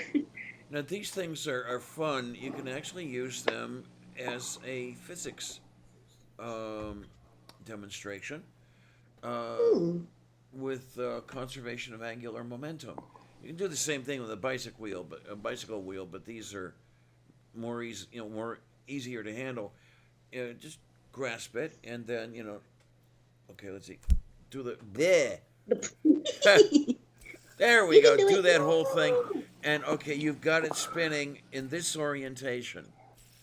Now flip it over and feel it resist your attempt to rotate it, Hmm. and that's all physics. It's conservation of angular momentum, and And it's one of the Yes, go on. that's I like that. You basically it. reminded me of that Kent Hovind thing. Yes, I remember the conservation of angular momentum. You spin the kid faster and faster. Whoa! Where were you One headed, of the Kate? things they were going over on the motorcycle safety course was here's how the motorcycle stays upright even when you lean the bike, and they pointed out exactly that with the wheels, Uh huh. Yeah. But because the spokes. yep, First that's what time allows around those. in first time around at uni, uh, the physics department had a little suitcase or briefcase type deal with a flywheel in it, and that was all kinds of fun because you spun up the flywheel inside this thing when it was sitting on the floor, um, and then George didn't tell anybody what was going on. He would just bring somebody down from the class. Here, pick this thing up and move it for me, would you? And they start to pick up the little case, and it goes flying off like this. Once or twice, the person would actually lose it. But yeah, it was what the hell happened there, and he starts going into the angular momentum thing. Hmm.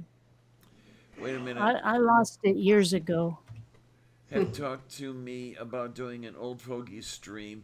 No one under panel, no one on the panel under 50, just to see how many of the references we need to explain to the side chat. Yeah, there we go. We could do that. You could title it "Okay, Boomer." Oh my! I'll tell you that that enrages me. That I understand where it comes from, but the whole thing of the, oh, whatever does that to me as well. It's like, um, I'm going to stick in your face the fact that I'm ignoring anything you have to say. And I know exactly where it comes from because these folks feel that way. They felt they've been treated that way, and they have. I've had discussions on Twitter about it with a number of young folk, and I keep getting back the response that, oh well, it's not about age, it's about white privilege, corruption, corporate, blah blah blah blah blah blah blah, and all I can say back to that is, well, then use a term that describes ideation, not age, Well, because but I you're mean, there insulting is a a whole bunch of people who aren't like that.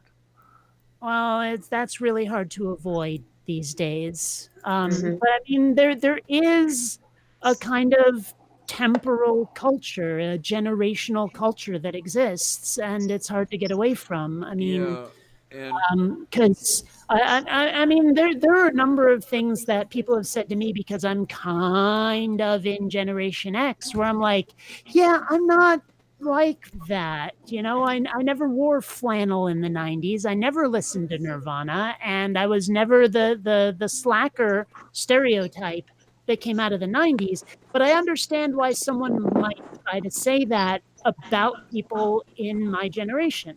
I totally get it, and then there are and people in on this many ways, I think you're right. And then there are So, people on this panel who are conveniently forgetting the attitude 50 years ago, where never trust anyone over 30 came from. And it's the same damn thing as okay, boomer. Really? I Uh, actually would bring that up as part of my discussion. That this is exactly what we did yeah. to our people, and we realized it was wrong as time went on. And we're just trying Well, to say, don't do this to us because we learned the lesson of it. That's Yeah, foolish, but here's the childish problem: is terminology. a lot of people my age are writing off the younger folk because the younger folk are threatening their happiness and their material well-being and the whole bit like this, or at least complaining that they had it while the kids don't.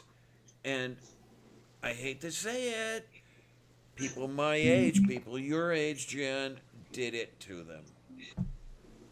I I get don't it. disagree with that at all, but I don't label an entire generation because of a few bad apples. It's not a Just few. like It's just not a like few. just like when it comes to the millennials, I'm not going to say these stupid millennial memes about them or Gen Xers because it's just not true. Some of the finest people I've met in my life are millennials and Gen Xers. I mean, look at me. I am not going to say a word. What? What I say? I'm just, I'm just being a foo-foo face. Okay. And purple Really, brings I'm out an not. excellent purple brings out purple brings out an excellent point where he says people need to realize that it's not about age or race, but mostly economic class, and that's what the whole okay boomer thing is about. It's about the people who are in control with all the money, all the resources, shitting on the people below them, whatever their age, whatever their race. It's all Keep about in mind here economics. that okay, the people my age, the people your age, Jen, are the last generation that could be reasonably confident that they'd be better off than their parents Yeah, I know, as and a that's what generation. this whole thing is about. And this has been talked about for the last 30 years. It's absolutely true, and it shouldn't be. Jeff Bezos does not need to have 37 billion fucking dollars. yeah, It's just I need to have $37 billion. Same Mm-hmm. here. a nice little formula has been floating around, and it says if you look at seconds, if we take seconds as the measure, a million is about 12 years. A billion is about 12,000 31 years. years. Is about 31 years. Now, how many seconds should Jeff Bezos get to keep when all the rest of us are fucking starving? Well, I mean, after a certain point, money just becomes a way to keep score, Oh, is the way right, I like right, to think yeah. it. Where it's like, you'll never spend it. And so the only reason to have that much is to compete with other gajillionaires. That's like the only reason to have that much money. If I had that kind of money, I don't know, maybe this animation I'm making takes off for some reason. I end up with George Lucas money. The first thing I would do is get that really cool house I want, get that really cool car I want, and then I'm going to have tons left over to say, I don't know, start a space program, help Flint, Michigan with their water issues, all of that kind of thing. Because I'd be like, what am I doing with all of this? At a certain point, I need to get rid of it because I don't need it. And And maybe that's just because of where and when I come from. And who knows, maybe I'll be an idiot and a hypocrite. And if I get that kind of money, I won't do all these things I'm talking about. I don't know. I'd like to believe I'm better than that. But that's still, I mean, I don't know. well, the question then becomes, and I agree with what you say. Um, whose responsibility is that for making that payback of those monies required or to make it happen? Is it the individual? Are we going to wait for Joe Blow billionaire to realize that he doesn't need all that and give it away, or become a true philanthropist? Or is it the government's job? Or is it the government's job to tax in such a fashion that those monies are then put back into society in a practical and usable way. Well, I understand, like, because there's some conservatives that I used to associate with. I actually kicked one of them off of my Facebook friends list after just plain going too far. Um, I understand the idea of it's my money, I earned it, I want to keep it. But at the same time, I I do think that there is a certain responsibility to give back to the system that allowed you to get it in the first No, place. yes, absolutely. And I agree. were I to be so lucky as to have like 20 million subscribers drop into my lap, and like 2 million views within an hour of posting a video, and I'm set for the rest of my life and the whole bit like this. It's okay. There's only so much I can, as you say, there's only so much I can do, only so many toys I can have.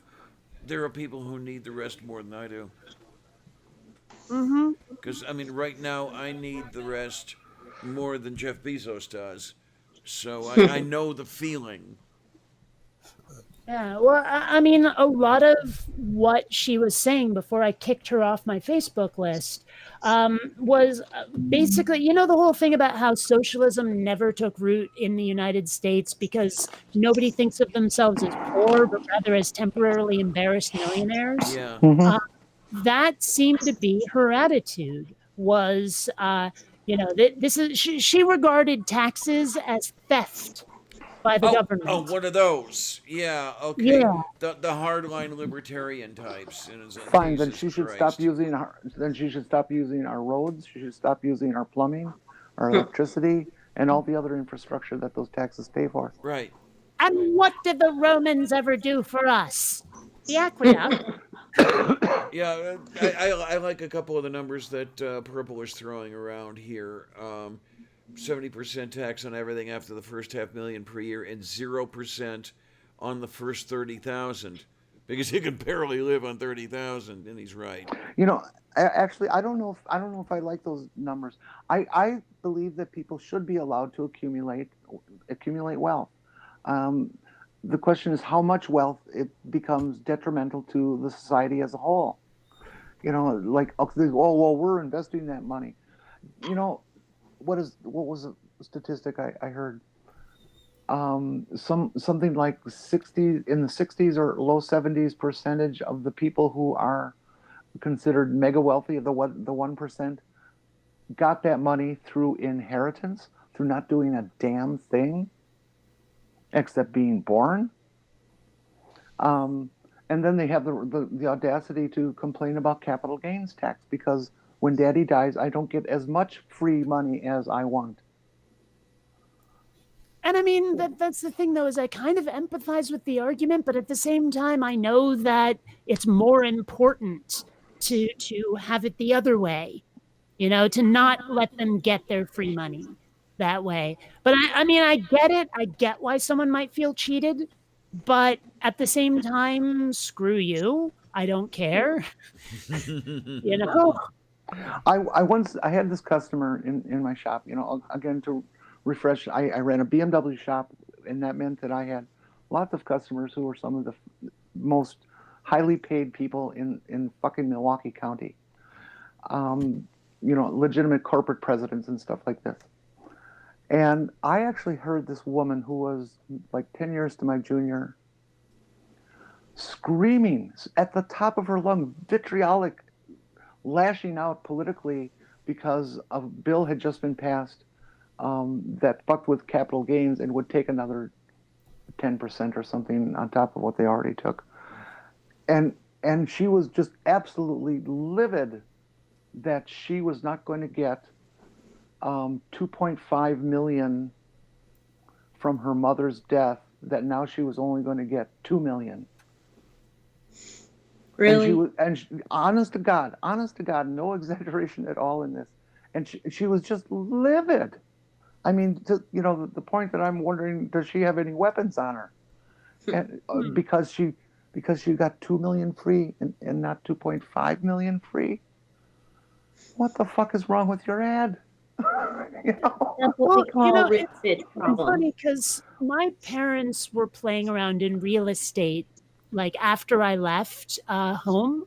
They just sorta started doing it, and I didn't it didn't register, for quite some time to me that they were that they literally owned a couple of apartment buildings now, and I asked my dad, like, at one point, I just said, "Well, what the heck are you guys worth?" And it's a lot. And what they said is that when they die, they're not just giving me this big whopping inheritance. What they did was they set up a kind of trust fund so that every month I get a few grand. And Well, that's pretty good. I thank them for that because right now I'm living very well on less than minimum wage from YouTube, right? Well, Because yeah. my housing is taken care of and my medical is taken care of. And it's amazing how well you can live on so little when that is not a factor. And an Well, extra like grand or two a month is going to make me feel like a freaking like bajillionaire, even though I'm totally not. It's one of the few things that makes, like, I look at Andrew Yang and I go, look, I'm not sure about all of your policies, but that universal basic income or whatever he calls it, I kind of like the idea. I mean, I well, not just for me, for everybody. It'll give everybody such a leg up. well. We got two things going on here. Number one, I certainly hope that what I'm afraid of YouTube doing doesn't get done because if you're affected, that's going to be devastating. And then Well, number two with the I mean, UBI. my earning potential from YouTube is not tied to YouTube. It's all Patreon. Well, in other words, if your channel goes bye bye, Well, what yes. do you have to get Patreon on? One of those deals. Mm-hmm. And Yeah. the other one with the UBI, what I want to know is how it's going to be implemented. Because okay, here's the thing: are you getting okay? Let's say the UBI is $1,000. Are you getting that $1,000 on top of everything else you're already getting, or is something going to be taken from you to make up for that 1,000? So when you get the 1,000, you're still in the position where you're not Um, making it. as I understand it, the way he wants to implement it is you just get $1,000 and that's it. On top of everything else in your life, the government just hands you a grand every month, is the way I understand it. That's the only way I've heard him describe it. Okay, so for example, somebody like me on Social Security, I'm not losing my Social Security income when I'm gaining the UBI, basically. No, no. At least Okay, that's the way I okay. understand it. I haven't heard all the details yet, Mm-hmm. but the way Andrew Yang has made it sound is, yeah, it's just a gift from the government. And it makes a certain kind of sense, even above and beyond improving your quality of life. I mean, you're going to spend that money. Most people are going to spend that money, Oh, hell and yeah. that'll boost the economy. So it can only help. Uh, I mean, it's a little pie in the sky. I know a lot of people are like, how can you possibly do that? But at the same time, I think it's a great idea. Okay, now here, Also, Purple is saying that he expects I get the 1,000 and all other social welfare programs are canceled. I don't think that's true, but it could be. I mean, that's what I would more expect than, That would never work. yeah, That would because, never work. yeah, I mean, probably, because those of us on Social Security disability, for example, are not making it as it is. So, pull that off where you give us the 1,000 and then pull everything else. Um, you're losing a lot more than you gain. Yeah, I can't imagine that that's what he wanted to have implemented because I think Andrew Yang's smarter than that, but I don't know. I mean, he's not even my fourth choice for president. I just like the idea he came up with. So I don't know. I haven't really Who would been be your following it as fourth choice closely for as I president? might. Who'd be your Yeah, fourth choice for president? there we are. I'd have to really think about it. Let's see. I mean, first choice would obviously be Bernie Sanders. Absolutely. Second choice, Tulsi Gabbard. Third choice, I'd hold my nose and vote for Elizabeth Warren if I had to. Um, I don't know. Maybe Andrew Yang is my fourth choice. I'm trying to think of who else I might vote for willingly. I would like to see a Warren Sanders ticket, regardless of who's in which slot. I think they'd both be okay.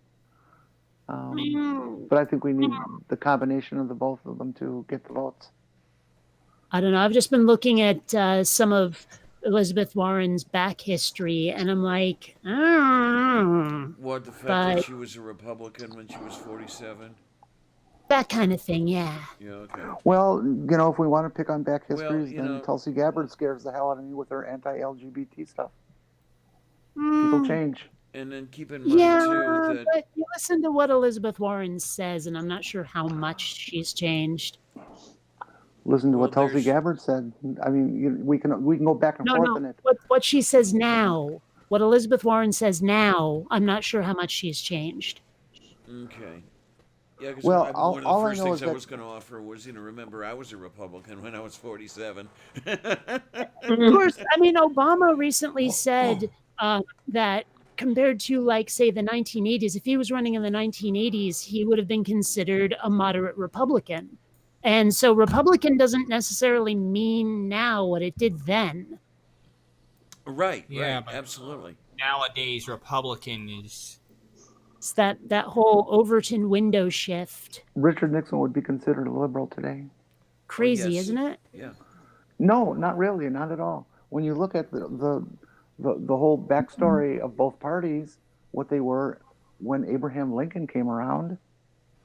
Okay, I mean the Republicans hold him up. Oh, look, we're the party of Abraham Lincoln because he freed the slaves and he was a fucking liberal, and the Republican Party was established on those principles. Yeah, but it that has doesn't make it any certainly less not- strange. It's certainly not held true to them today. Well, What we face today is all because of the Dixie Democrats in the 60s and states' right issues and the flip flop with opening arms to the black population, Well, and that what causes party to split. the policy or the founding of the Republican Party, the ideals that they embraced are contained in the name of the party. This was the party that favored keeping the republic together rather than the impending split, which did occur when the Confederacy split from the U.S. Freeing the slaves, Abraham Lincoln didn't give a shit about the slaves. Really. Freeing the slaves was a means to an end. That was it. I wonder what exactly would happen if the United States did decide to break up, like if there was mass secession or something, and all of a sudden we've got, like, say, the Republic of the Rust Belt and the Northeast Liberal Party or something, like all these separate countries that are like regional to the U.S. Because I know there's a Cal-Exit movement Yes. that seems to be losing steam. But there is a movement of people who want California to secede and become its own country. But that's existed for 150 years. That has existed since California became a state. There's the same thing exists in Texas. The same thing exists in Washington and Idaho. Okay, but its popularity surged pretty hard when Trump got into office. Yeah, it comes and goes. As far as the Rust Belt becoming its own nation, it would become a fourth world nation. I mean, Ghana would look good compared to the Rust Belt. What's the Rust Belt? That's the North, industrial North. The former manufacturing Upper Midwest. Well, Ohio, Pennsylvania, Michigan. The flyover states. Yes. The machine shop of the world, Yeah. Milwaukee. I don't know though. I've seen pictures, and I have not seen people walking around mills at all in Milwaukee. You see, That's because it's an Indian word which means the gathering place of the rivers. I know it's a pun. I know. By the Yeah, old although the funny thing is that I only know that because of Wayne's World. Oh, really? They had that joke in there? Oh, God. Yeah, in Wayne's World, there was this scene where they go backstage at an Alice Cooper concert in Milwaukee, and they're talking about it, and Alice Cooper decides to wax intellectual about the name of Milwaukee, and it's just like this whole sort of tongue-in-cheek thing. It was, I Oh, don't know. didn't he also go into the socialist mayor history? Yes, he Okay. did. Yeah, that I heard of. Yeah, it's one line though. He's like, yes, it's also the only city to elect 3 socialist mayors. Mind you, Burlington, Vermont elected the same socialist mayor for like several years worth, but it's not quite the same, I guess. I guess, yeah. In Milwaukee, it was Daniel Hone and the 2 Zeidler brothers, one of which who died in World War II while he was holding office, actually. He was holding office and was overseas fighting the Germans. Yep. That's odd. Okay. I mean, I could almost see doing that in the age of the internet when you have more instantaneous communication with your constituents, but still. Well, in those days, Milwaukee was also, I wouldn't say a small town, of course, but, you know, its population today is only like 600, 500, 600,000. With the surrounding suburbs, the whole region is about 1.5 million. But in those days, the population of Milwaukee proper was probably 300,000. And so comparatively to like a New York or an LA or something like that, it was really quite a small town. And the mayor was just one of the citizens. So you got drafted, you have to go off to war. Athletes went off to war, you know, star athletes and stuff. The whole idea of the draft is just wacky to me. But you did. Why would anyone willingly force others to conscript? Because you live in a nation that needs to survive, and it's what society deems is appropriate to make that happen. True. Or it's what people like Dick Cheney became. That sort of thing. The chicken hawk? Yeah, I am. Not to mention Captain Bone Spurs. Cadet. Are we Cadet referring Bone to Spurs. the mango person? We're referring to the orangutan in chief, yes. Uh-huh. As Diana likes to call him, the what now? Well, which one of the things I like to call him? I mean, there's the Mango Menace, there's the Trader in Chief, there's the Orange Orangutan, there's, what else? Yeah, I got a million of them. I do too, but I don't want to get you demonetized. What I am. Okay, number one, I don't have 1,000 subscribers. Number two, I don't even think that they would consider monetizing me once I got the 1,000 subscribers. Yeah, everybody. I'm only 544 subscribers away from 1,000. So, can you start talking to people and, get them to hit that little subscribe button and, let's get going here? I keep hitting it, and every other time I hit it, it says I subscribe. Doesn't that count? Never mind. Bad joke. Purple, I think that's a really good insight or illustration that you offer. He says economic, social, or social economic as a ladder. No one can see more than 2 to 3 rungs above or below where they are. So someone making 300,000 a year thinks poor is somebody making 50,000 a year, which is actually the average income of the country. I think it's like 47 or 56. I forget which number I heard. I'm trying to remember who I heard talking about that on NPR. Well, this was a while back, but yeah, it's the the very very stratospheric income types, think that 100,000 a year is poor, that sort of thing. Well, when I was young and vital and working and had my shop and everything, I was clearing 50 to 60,000 a year. Um, when the average wage or the average income for an American was 28,000, I was fucking rich. I could do anything I want, any time I wanted. It was great. Um, I wish I still had that, but if I did, now it would be just average. Yeah, well, I remember the days when my wife and I were together. We were making 40 a year. It was kind of nice, really.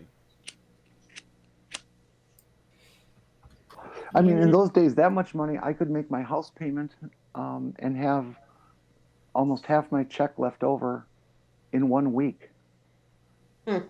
You know, One thing that's one thing that's kind of entertaining is, like I mentioned how well I'm living on less than minimum wage because of certain things being taken care of.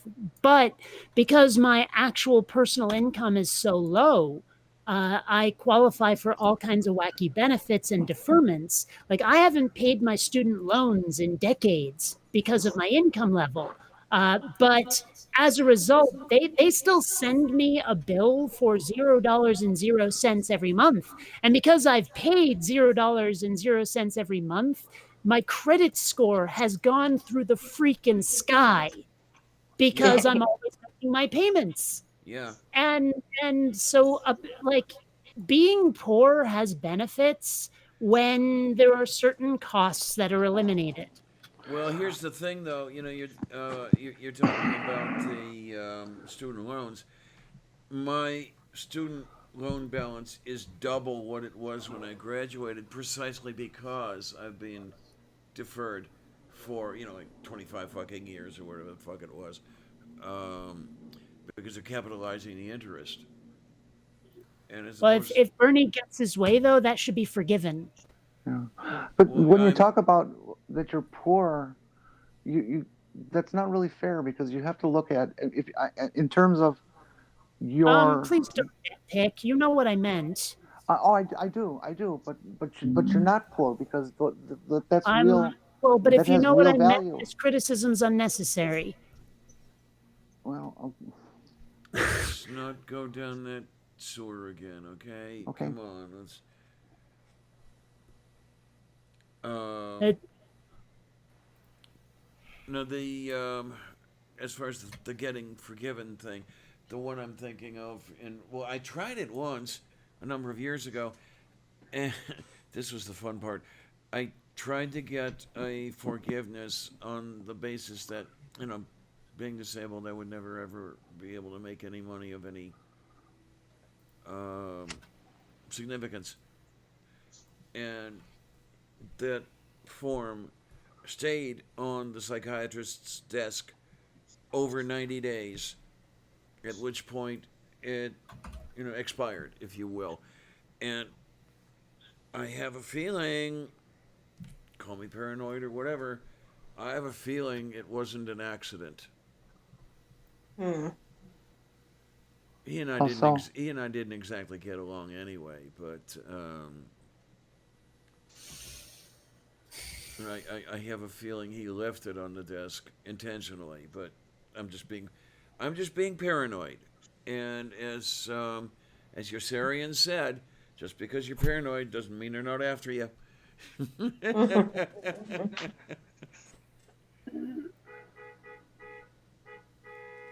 okay, that one wasn't on my end. No, Not mine either. that was out my window.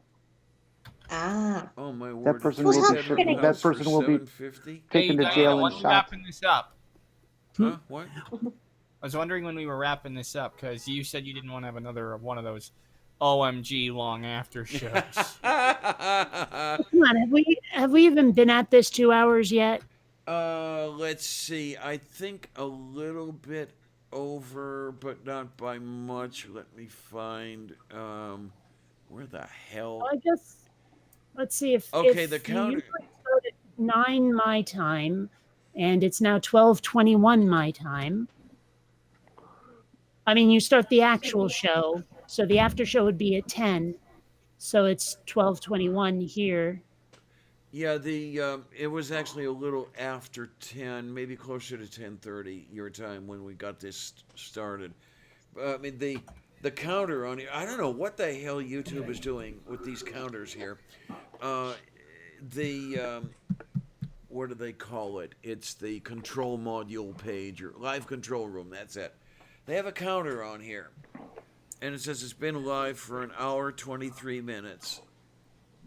Hmm. It hasn't been alive for an hour and 23 minutes. It's been alive longer than that. I mean that 10-hour show. I mean the counter only showed something like 8 or 7 Hmm. maybe. I don't know what the hell is wrong with those people, but yeah, Well, you kind of fucked up in various ways. we've been at this for okay. Let's say my time we started say about 13:30. It would be about 2 hours that we were at this. Yeah, and my tablet's about ready. It's like down to 5% now. Yeah, I think we should wrap this up pretty Yeah, we'll soon. get around to wrapping it up in a few minutes here. Yeah, because we're losing the audience slowly but surely. Anyway, what do we have here? 7 watching right now, and I know that one of the, That 10-hour after show, Well, how much I, of the audience did you lose? actually we were picking up a few near the end, but that's only because they had gone to sleep and woke up and came back. I mean, there are I 7 watching right now, but you know we've done anyway. Where are we? All right. and I should probably do that thing I've heard about the going outside, I think they call it. I should probably do some of What that. the hell is Are you that? going to interact with that orb in the sky? What orb? There's like this thing where you open a door and you take a couple of steps and there's stuff out there. I don't know. I don't know. That's I'm not exaggerating here when I say that. Okay, I went to the post office. What was it? Friday to mail a package to Purple Rhymes with Orange. That was the first I had been out of the house in something over 2 weeks. Hmm. It was the first I Yeah. had been out of Right, I'm bed hanging in up. something over a week. All right, I gotta hang I up because my tablet's about to die. okay. That's true. See ya. So you be I, good. Bye A good bye. thing for you. It's great having on for you. What, I what am I I can talking And sort of footing. relate. I can sort of relate to that whole like 2 weeks not going out thing, but mostly because I've got work I'm doing. I have gotten so into this animation I'm working on that doing other things feels like an imposition on my time. That's how passionate I've gotten about All it. right. So So, hopefully things are going well with it, right? yeah, so far I'm coming up with all these cool ideas. Some people helped me out on Twitter, giving me some advice on one of the characters I felt was way the heck too shallow. And it actually expanded the story like you wouldn't believe. Like just some of that advice, where I even completely reworked the character to be something he was never intended to be. And it's working. But When are we it going to also get to see it? it also means a lot of extra work. But as a result, I've really only gone out for like grocery shopping and game night. Okay then. Yeah, my Yeah. problem is I'm going to admit it. The whole sad thing contributes a whole hell of a lot, and the ongoing major depression contributes. It's just that I don't see a point to getting out of bed. And that's not a good thing. I know. Not soiling it comes to mind. Yeah, well, I actually do get out of the bed for that, so, Oh, okay. Well, that's one of the main reasons I get out of bed. That and Well, if I me don't, too. the cat will soil me. So Well, That's that's the good thing about having a dog is I have to get up for him and that's get where I him should outside, or he will soil the floor. that's where I should probably change out the cat bowls because it's kind of nice in one way, but not nice in another way that I can have about 4 days worth of food in Sylvia's bowl, and the water will last, you know, well over a day. And now that it's getting colder, it's getting chilly in here, and the water doesn't get tepid so quickly. Um, I can't go out because in a small town where there's really nothing to go out for, anything I want to do is 25 miles away, and I can't afford the gas. mm, well, in I my kind of know that feeling. I mean, I live in a fairly urban area, but everything that people do, like every social event, is out in La Jolla. And I'm like, that I, is La really Jala. far way away from San Diego proper. mm-hmm. Yeah, So okay. there's not a lot of going out and also another reason I don't go out as much is just because I don't want to fucking deal with my hair. Aw, Seriously, I get out of bed, my hair is an absolute wreck. It looks like I lost a fight with a porcupine or got shocked by an electric puffer fish or something. And I'm like, I don't want to deal with this. Do I've what I So I do. I've Comb seen it, the ponytail it, pictures. baseball hat, yeah. or this time of year a hood and a scarf Yeah, it's a little and warm for that. and a muffler and earmuffs and Oh, by gloves the way, and speaking of a coat or temperatures, two. Diana, you might want to get ready because there's apparently a major cold shot I coming. know. Oh God. Mm. Yeah, that's. I think pretty much everybody knows, but for those who don't know, I detest winter. Those couple homeless years I spent kind of contributed to that. Gee, why don't you tell us how you really feel about winter?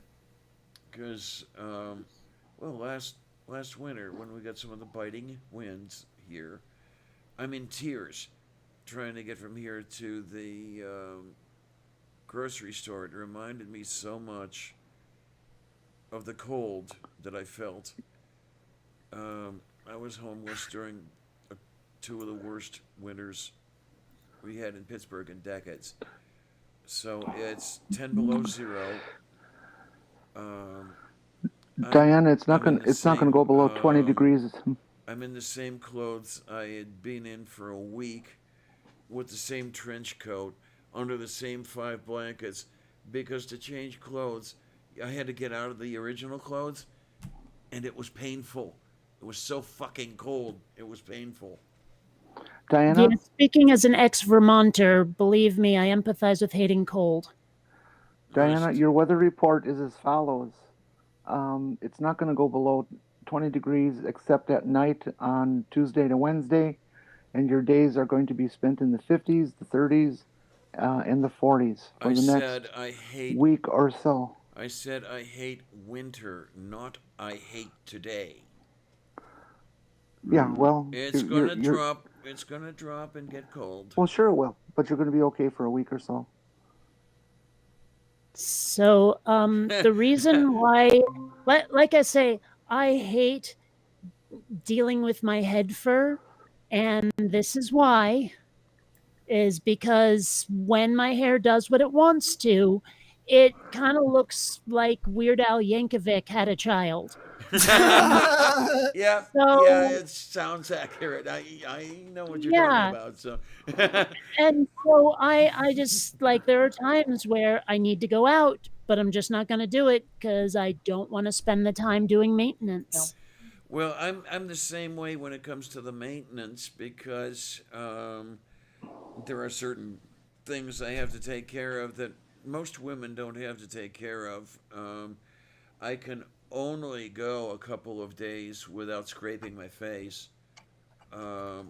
It becomes noticeable after about 40 hours or so, and we don't want to deal with that, um, and other stuff like that. It's there's a lot that goes into simply taking the garbage out.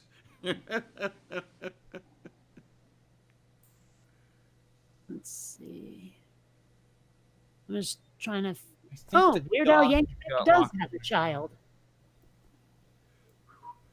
Okay then. I got curious. I don't know. I looked him up because I didn't know if he had any. Because I didn't even know if he was married. Apparently so. Is the child's name Weirder Al Yankovic or? Well, I can't. All I see is that he has one child. I don't know. Um, I don't see a name. All I see is one child. Well, apparently, it's a girl. Because one of his personal quotes is, "I did have a child, and I was reading a lot of picture books to her, but at the time I was writing a children's book was yeah." Anyway, so yeah, I guess he has a daughter. I don't see a name, but mm. Weird Al Yankovic annoys me because he has not done a parody from my favorite band, and I find that quite vexing. Say that again. I missed. I'm sorry. I said that I'm annoyed with Weird Al Yankovic because he hasn't done a parody of my favorite band, and that irritates me slightly. Who's your favorite band? Roxette. Oops. Okay, boomer. I don't know who that is. Yeah, well, the thing is nobody does, but when I play some of their music for people, they're like, those were all the same band. Like people know their songs, they just don't realize it that this is who made it. Those are the good kind of bands that have such diverse styles and types of music that they do. Oh, it's not that they just weren't marketed properly in the United States. Ah, yeah, I'm a fan of a woman singer who finally just retired, Joan Armatrading. Never heard of it. Yeah, most people haven't. She was a folk singer back in the 60s and 70s and developed a bit of a cult following in America and then just stopped bringing her records over here. But now that the internet's here, I can pick up on all those years I lost. She's wonderful. Friends of mine in England know who she is. First time I mention her. Would I recognize a song? Probably not. Ah, She didn't even get airplay back in the time when she was popular. see, that's the difference with Roxette because they got a lot of airplay. It's just nobody knows. Like, do you remember the movie Pretty Woman? Yeah. No, I never saw it. Okay, but you remember how popular the song "It Must Have Been Love" from that movie got? Must have I been love, but it's Oh, over. I heard that one. I've heard that one. That is Roxette. Nobody fucking knows it. Like Okay. seriously, I've nobody never knows. heard that song. And then there was also "The Look" was pretty big back in 1989. And Joyride, Dangerous, Dress for Success, Listen to Your Heart. These all got a lot of airplay, but nobody knows that it's the same band. Listen to Your Heart is from DHT. No, it's not. That's a cover. Okay, this is the interesting thing over here. What you got on the thing? From the font of all knowledge concerning Al Yankovic. Yankovic married Suzette Trzaskowski in 2001 after being introduced by their mutual friend Billy Mooney. Their daughter Nina was born in 2003. Yankovic identifies as Christian. Boo. I And know. has stated that a couple from his church appeared on the cover of Poodle Hat. Yankovic's religious background is reflected in his abstinence from alcohol, tobacco, drugs, and profanity. God, does he have any fun? He and his family currently live in Los Angeles in a house previously owned at separate times by Jack S. Margley and Heavy D. Okay. Fish heads, roly poly fish heads, fish heads, eat them up, yum. Of course, I remember Bill Mumy best from Babylon 5 playing Lanier, but you know. I remember Moomy from Lost in Space, so I guess that's a little bit of I the. couldn't even get through the first episode. Maybe it's just because what I was watching was really, really, really bad quality. Like the sound was like there was a lot of extraneous noise, and the picture quality was terrible. And It so wasn't maybe that's why. it But Yeah, wasn't the that best was your local writing, broadcast and then. It was a typical Irwin Allen, yeah, 1960s, 70s, awful camp bullshit show. You know, well, Voyage to the Bottom of the Sea, Batman. Not, yeah, Batman. He did, I think, too. well, the thing is, I mean, I Eh, like that sort of pulpy, schlocky sci-fi. The problem is that it was just the video quality was that bad that it was hard to watch. if you're curious to watch it, and you get the Me Network, um, Me TV, it's featured heavily on that. Well, I mean, I was streaming it on like Netflix or Amazon Prime or something, Hulu maybe, because it was available. It might still be, but like seriously, like I say, the quality was so bad, just in terms of lots of white noise, hard to hear the dialogue. The picture was really fuzzy, all of that. So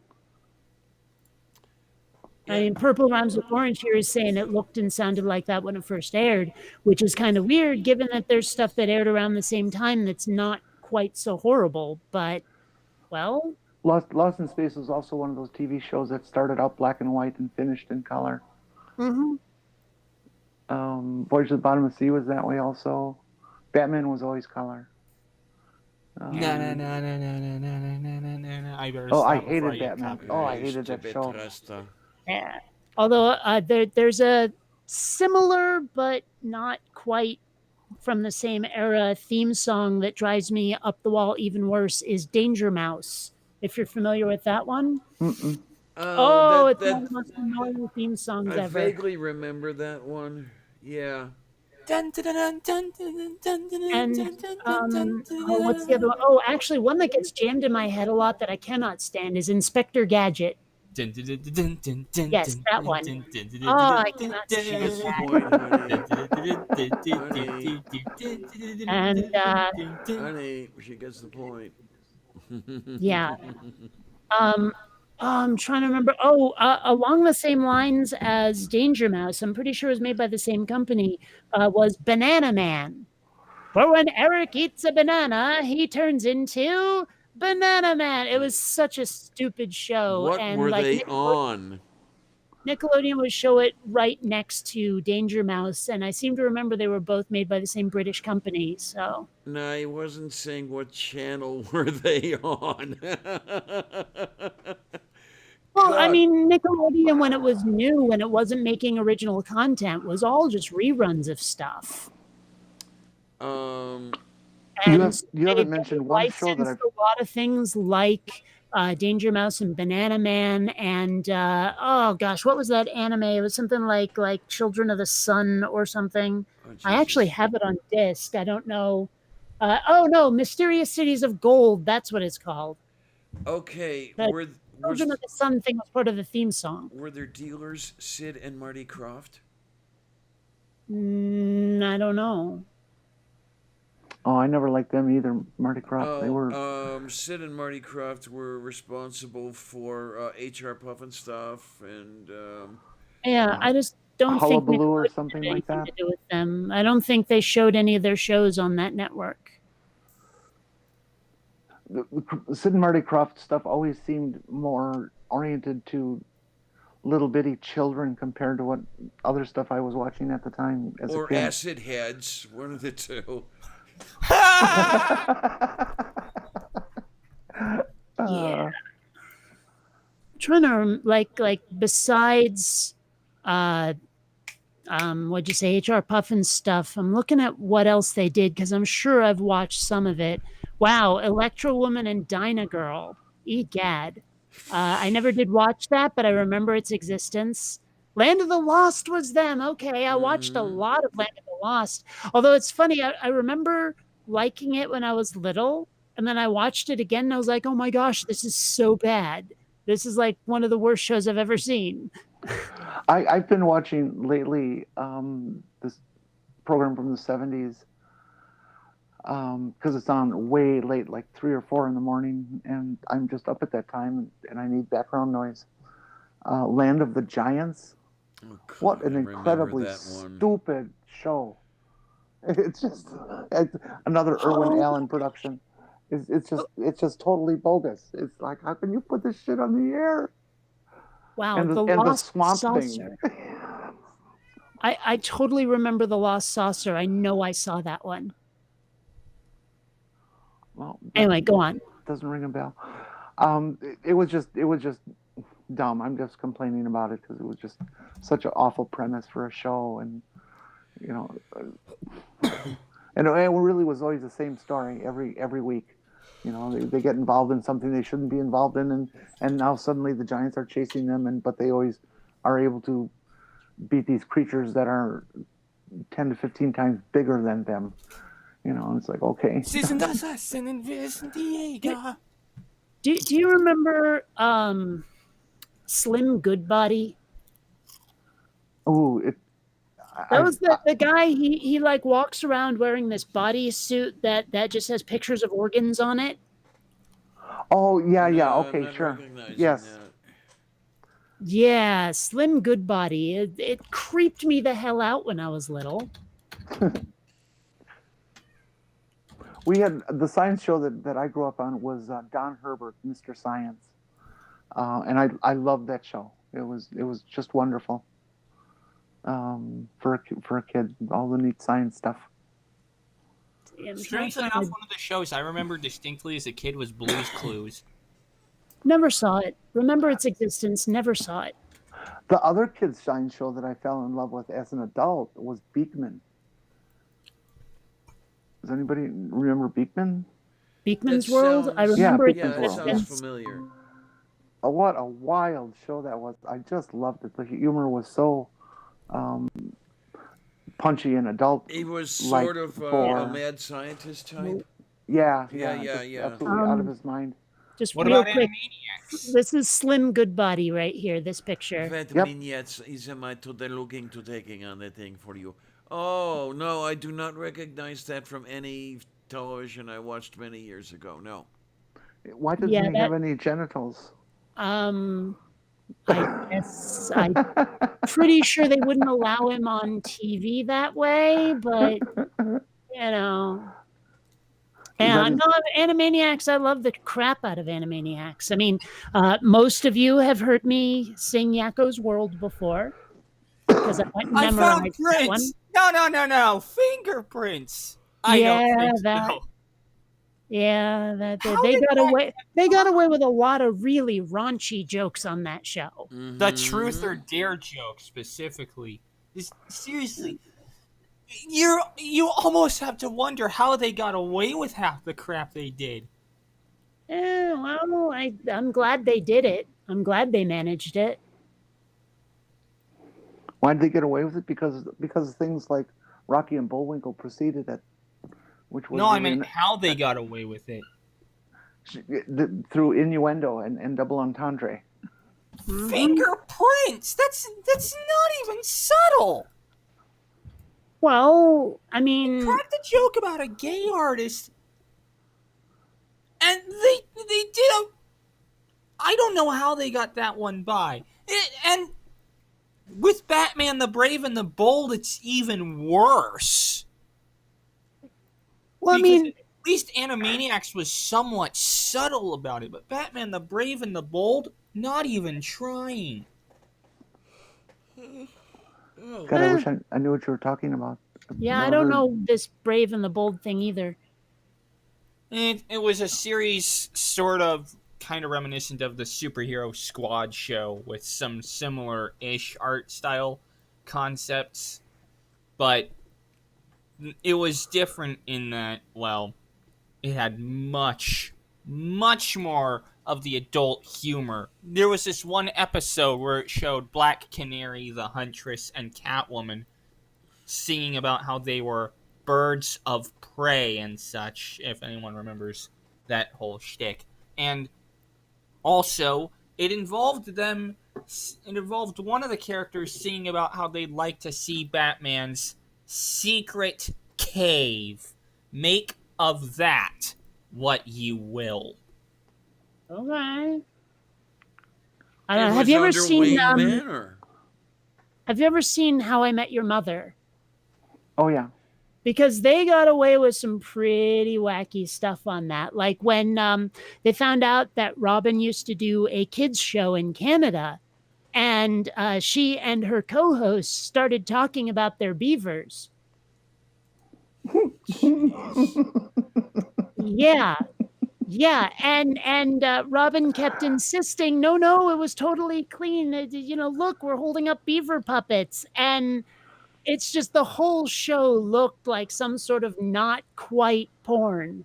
And I don't know how they ever showed that on network television in prime time. Colby Smothers. Oh, Smothers. What a hot babe. I don't know. I'd rather go with Allison Hannigan personally. Oh yeah, absolutely. She was very, very much. I loved her on Buffy. Buffy. Yeah, that's where I fell in love with her. Yeah. The Vampire Slayer. Yeah, screw Buffy. Although, give me Allison. Although one thing that's kind of weird is, wow,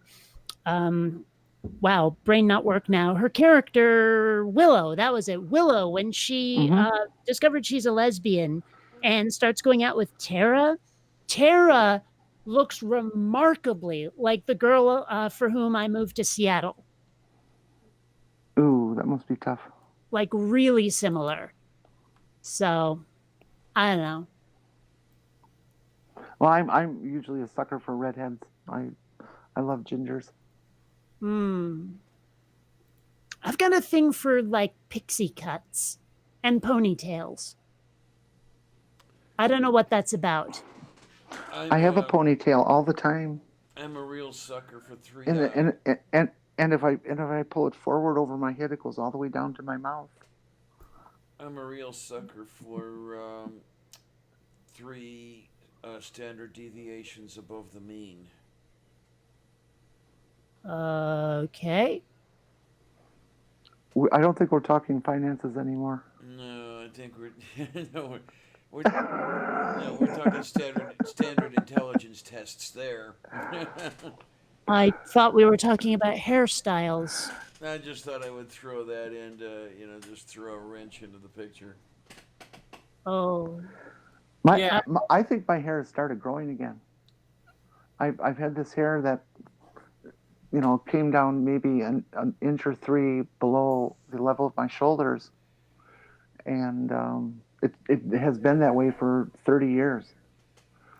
No, and I don't care what the hairstyle over is. the last year of being retired and not having to fuck with my hair in the shop and readjust my ponytail all the time and stuff, it's actually starting to grow longer again. I don't give a shit what the hairstyle is as long as we can hold a conversation. Well, we talk pretty good, Diana. I don't know. Because of the maintenance I have to do on my head fur, where it's pretty hot being flat ironed to make it straight, it gets pretty brittle and breaks a lot. And so as a result, it really won't grow too far past my shoulders. Purple, I am coming over to your house next week. I promise. I agree with your last statement. Purple says brushing out a woman's hair can almost be foreplay. Yeah. Absolutely, it can. If I go into a hair salon, I got to be careful not to get hot for the beautician. And this conversation went into topics which I never thought it would go to. But simply, as George Takei said, having your hair washed by somebody else is a very sensual experience. The fingers on the scalp, the warm water, it's just, it's lovely. It's to be enjoyed.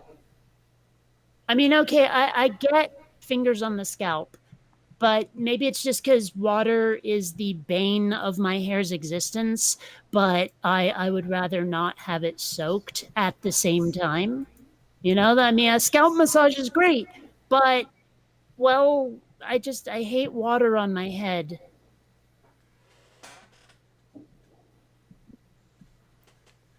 But I mean, maybe that would be like I so envy people who can take a shower, comb their hair, and go.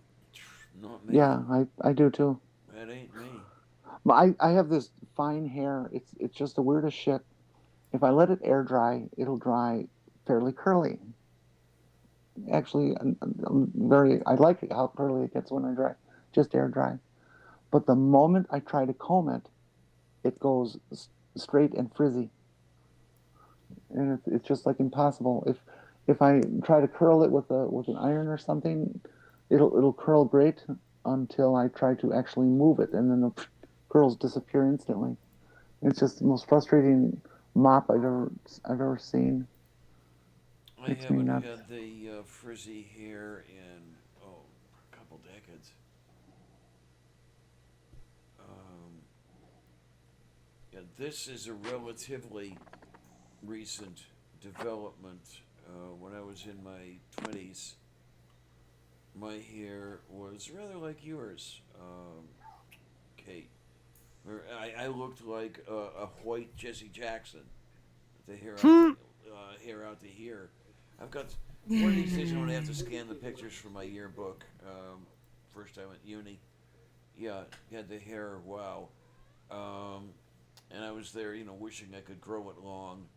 I hadn't been able to grow long hair until I was my early 30s. What is with you? Huh? What is this, And kitty? I let my hair do it at once too. I walk outside, you'll hear the theme from Shaft.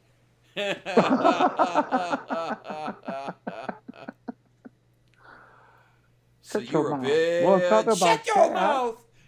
Yeah, But I'm I, talking I about just Shaft. I don't know. I mean, I would basically have a Jufro is what I would have if I let my hair do what it wants to. I hate it so much. What I wouldn't give to have like just straight hair, Hey, straight as a fucking laser beam. hi, Neil. And I mean, if I walked outside when it was foggy the other day, and oh my gosh, was it foggy? It looked like the video game Silent Hill out there. And my hair had been quite straight when I walked out the door, but within a couple of minutes, all that air moisture just made me go so freaking puffy. Yeah, I once measured people's hair. I'd whip out one of my micrometers and measure diameter of people's hair, and my hair was consistently like half the thickness of everybody else I ever measured. Hmm. You know when like I forget what it is because there's so many different scientific devices and I can't keep them all straight in my head. But there's that one machine where you put your hands on it and your hair just sticks straight out. You know the one I'm talking about? A Oh, Van de Graaff the generator. Van de Graaff generator. Yeah. Yeah. Well, I don't need one of those. That's all I'm saying. So you're a living Van de Graaff. No, the world is, and it affects me like one. Now you have me thinking. Do There's the Van de Graaff generator. The one that looks like a dildo. And then there's the other one, which is the wheel, which is turning and turning, and then the brushes are picking up the static mm-hmm. charge. I cannot remember what that one's called. Yeah, I don't either. I know what you mean Hmm. though. But the My Van de Graaff is kitty the is vertical one with the belt inside. Right. my my kitty has been picking up static electricity. It's gotten dangerous to pet her. Only the Oh first pet. my. Seriously, she does that affectionate kitty thing where she puts her nose up against your nose, and I got kind of zapped actually. Mm-hmm. But I lean in so she can touch her nose to mine and zap, and it hurt, and I didn't appreciate it. Head them off at the pass when you see them coming. Just touch their nose with your finger. Discharge it before they get to you. Hey Neil, if you feel like hopping in for a few minutes, I mean we're probably not going to be on very much longer, but if you want to hop Oh, in you for a said that little a bit, half hour yeah, ago. I know. You know, the little thing is in your thing over there, and you could thing the thing, and then what the fuck am I talking about? We're certainly not going to be here for 10 hours, I'll tell you that. Because I'm going to end up falling asleep before that happens. I don't know. You know, Trump could send out some absolutely asinine tweet again any moment. That could get us going. What do we have here? Oh, you know, it's funny. I've that. encountered some disagreement on how to pronounce some of the things that Trump has tweeted. Like, is it Kafifi or Kafefe? Well, I think I either. say Kofefe. Yeah. Neil, Yes, sweetie, I hi. Kafefe as well, but I've heard people say Kafifi, and I'm just like, hang on. okay. You sound Hi, like Neil. you're just waking up. No, I've been up for a while. Okay. Neil, this is Jen Morgan. Granny Bonzik's on the list. This is the first time I've been on a stream with you. Hi. Nice to meet you. Neil's the big sweetie. I've watched a few of his streams and stuff. Now all we need is Darth Dawkins in the side chat. We're set. So was Faithless Forum the first time we encountered each other? Why am I not hearing you guys? Wow, you are really quiet, sir. Is you broken? Well, he's not speaking now, but when he said something, he was very quiet. Yes. Say something. In fact, say several somethings. I'm not sure he can hear us. Yeah, Yep. I suspect. I fixed it. You fixed it? Is this good? I fixed it. Yeah. Yay! So what I was asking was Faithless Forum the first time we encountered each other? Yep. Okay. Yes. Well, in person, yeah, but we chatted long before that. I guess my memory for that is still like I'm still getting my memory back from the whole seizures thing. But yeah, I really enjoyed meeting you. Yeah, it was a great time. Are you going back next year, Kay? Well, that is my plan, but I may actually have to decide between Faithless Forum and American Atheists. Oh, yeah, okay. Yeah, I wish I could do everything, but unfortunately, that's just not in the budget. Yeah. Wait. Since we have two of you folks here that do atheism kind of things, could you answer a question for me? Sure. Okay, and I certainly don't mean this to be a rude question, but it may come off that way. What is the point of talking about atheism all the time? I mean, if you're an atheist, and for me as an atheist, or label myself as an atheist, it means I don't believe that gods exist. Right. Why do I have to go any further than that? If I don't believe, and nothing a Bible or anything else can say is going to change my mind, so why talk about it? But well, I have my own reasons. I don't know about Neil. It doesn't stop with you, Jen. I can answer that if you want. Please do. As can I. Usually in my day-to-day, I don't really talk about it unless something is brought up where I feel like I need to, like when somebody tries to get into positions of power through government or some higher up authorities like that, and they try to instigate or advocate against human rights and stuff like that. That's when I'll speak up. And that seems to be happening a hell of a lot more lately. So I've been speaking up a hell of a lot more lately. Cough, Yeah, Trump, cough. It's activism for me as well. I mean, given how many religious groups out there still want to marginalize LGBT folk, I feel like I need to do it in self-defense. And I've said it many, many times in my videos. If religious people could share and play nicely with the other kids, I'd shut up. My channel would just be for my animation. But because they insist on their religious bigotry, I feel like I have no choice. That's exactly right. Okay, that's fair enough. But how about or and maybe it's just that he's not talking about atheism as an existence, but he's talking about it in terms of a philosophy.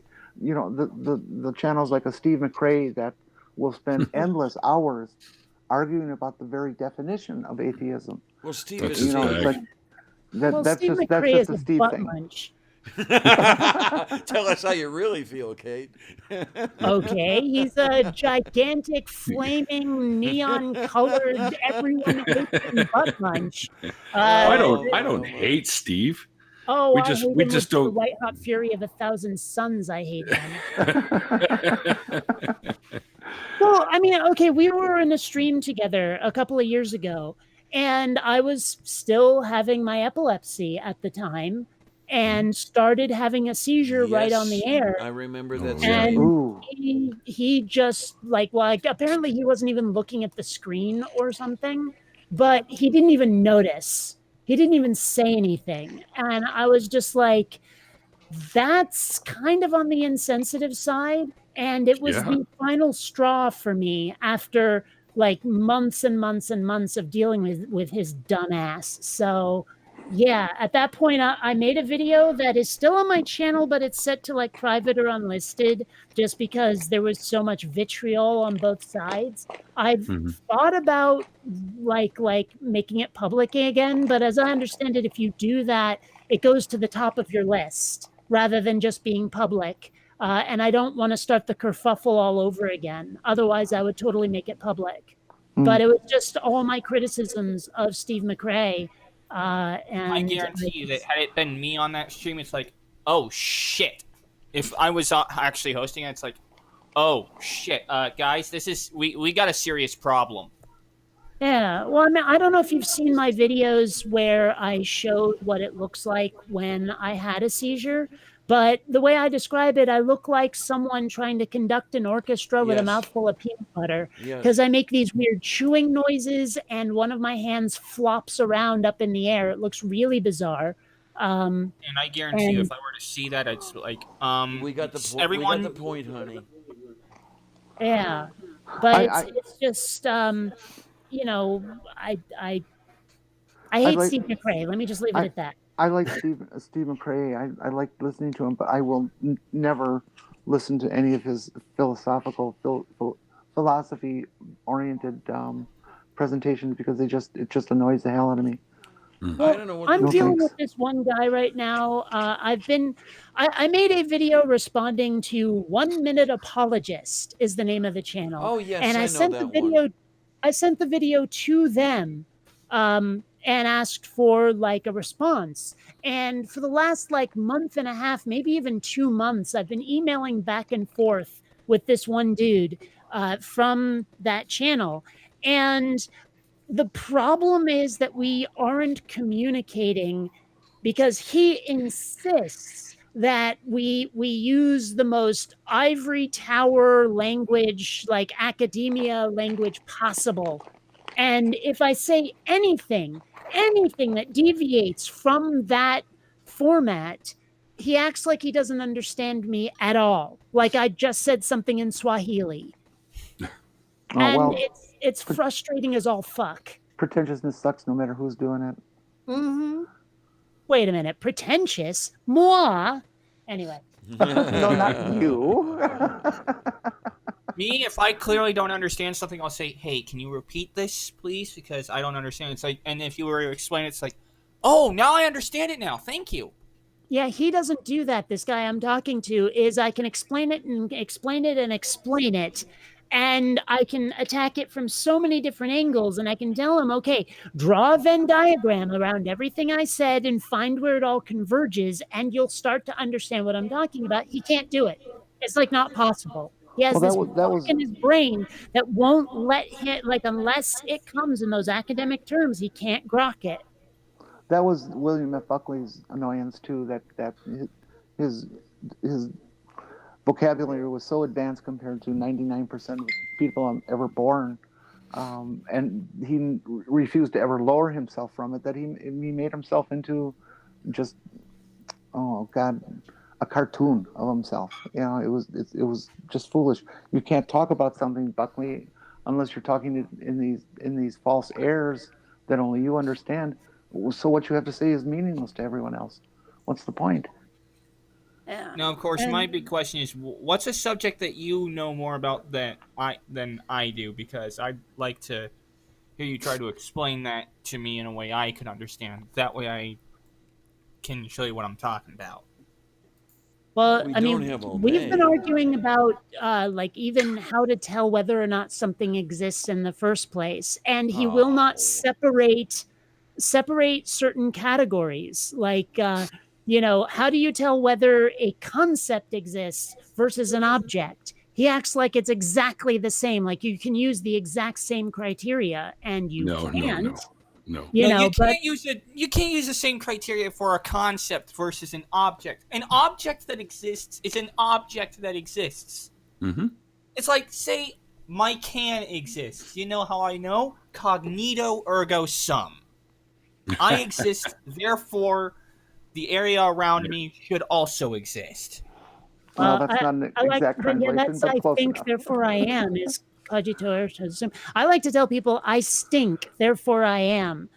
Basically saying here's my physical presence. But I created this flow chart here to try to explain it to him, and of course he wouldn't stop making these category errors. But like this works for objects and forces, anything empirical, physical, any of that. That's what this works for. And when we're dealing with something like the existence of God, which was the conversation, I'm like, okay, suppose he really is immaterial and invisible. It doesn't matter because he's allegedly had an effect, a physical effect on the world, and so we can measure those interactions, and from that try to figure out what it's like looking for dark matter and dark energy. It's like looking for gravity, even. Like you can't see it, but you can see how it interacts with everything around it. Well, And as Aaron has said more than once, if God really does exist, if He reaches into the universe, you ought to pull His hand back dripping with physics. When I was in college, we did this in film school. We did this little movie about the guy going around on campus and checking into a bunch of different rooms for various reasons. It's not important to the story. And one of the scenes is he pokes his head into a philosophy classroom, and the professor has a student that he's arguing with, and the professor finally says to the student, how do I know you exist? And the student just looks at him and punches him in the face. Proof. I've heard variations of that story many times. It was. How do I know you exist? Wham! Nut check. So it's that's like, how I feel about you know I exist because you need an ice pack right between your legs. But I mean, of course, it could turn out that the pain that he just felt is part of the computer simulation. That's right. It was an effect of the Matrix. How do we know we're not all in a video game? And I'm like, if I was in a video game, this would be a lot more exciting. This would be much more interesting. It's like, if this was a video there'd be game, aliens and zombies and spaceships, and I'd have a health meter that's freaking visible, and there'd be gold coins everywhere. Okay, Yeah. we are not in a video game. I'd be able to fly. Exactly. I'd be able to wield the Infinity Gauntlet. Well, getting back to the original question, if discussions of atheism are oriented towards, I don't want to say social justice, but that's kind of what I'm, implying. I think that's a good thing. That certainly makes a lot of sense, and more power to you. I'll pay more attention. Yeah. Well, I mean, I hate. to be fair, a lot of what I do isn't about that. It's mostly about trying to debunk religion, simply because I think that's the best way to do it, is if you can show people that religion isn't true and that all of the horrible things they're doing aren't commandments from their God or from their scripture, but in fact, their own horrible ideas, they might stop. One can hope. Yeah. Sounds like an Ice Would Cube's you have chance a in problem hell. with how I think then? Because, well, I'm not sure. Well, Tornado, would you consider yourself agnostic on it then? As far as the whole Jesus Christ is my Lord and Savior thing, that's how I feel. But as far as the whole these are commandments from God, it's like, what? Because I'm with you there. I look at someone saying, I have to stone this person because that's a commandment from God. I'd look at him and say, no, you're stoning this person because you're fucked in the head. Well, Oh, now we're But the getting into problem is that G-Man territory. that sort of thing, though, is in the scripture. So you're kind of mhm. supposed to be doing that stuff if you believe it. I mean, you can't really have it both ways. Either God exists and said to do this stuff. Well, I mean, I guess there's multiple possibilities. God exists and said to do that stuff. God exists and humans said to do that stuff despite what their God may or may not have wanted, or God doesn't exist, or a different God exists, or any other number of possibilities. I got to go with Occam's razor and look at the claims made by religious people and realize, wow, that can't stand. But I mean, I freely acknowledge that there are other possibilities. And if someone were to present evidence to me, I might change my mind. Not necessarily my allegiances, but my mind. Mm-hmm. I mean, that's a question that comes up a lot. I've had people say, well, if I were to prove to you that Jesus is the Son of God and that God really does exist, would you become a Christian? I'm like, hell no. Because you could prove to me that Hitler exists. I'm still not going to be a Nazi. There you Yeah. go. Yeah, Yeah. like if I were to look at Hitler, it's like if someone were to say, "Oh, you should follow this because Hitler is the son of these two people," it's like, well, obviously Hitler is the son of those two people. And then there's like, and you should follow him because he's. If I was basically in Germany at that point, even if I were to risk death, I would say, no, Hitler. No matter what Hitler says he is, the only thing that he is mentally unwell.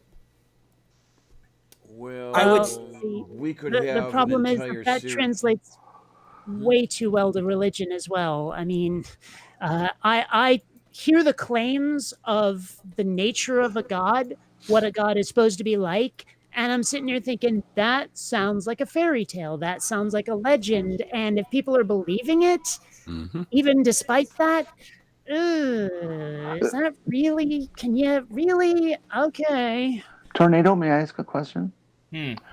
How do you hold on to your belief in Jesus Christ as your Savior um, in a society and with a circle of people that you know and things that you see, the input that you get that say religion is bunk? How do you hold on to it? If it were me, I would say I don't really know, and that's an honest answer. Okay, Yep. fair enough. I mean, okay, I'll ask a little bit of something here, and I know it could sound loaded, and I don't want it to, but we'll try anyway. Is it something that gives you comfort? Is it something that you like to believe in, that makes you happy, or something like that? Or It sort of feels, if it were to be an honest answer, it feels right to me. Mm. okay, That's a And- broad word, right? Yeah, How, that's what I was just going to say. how do you mean that?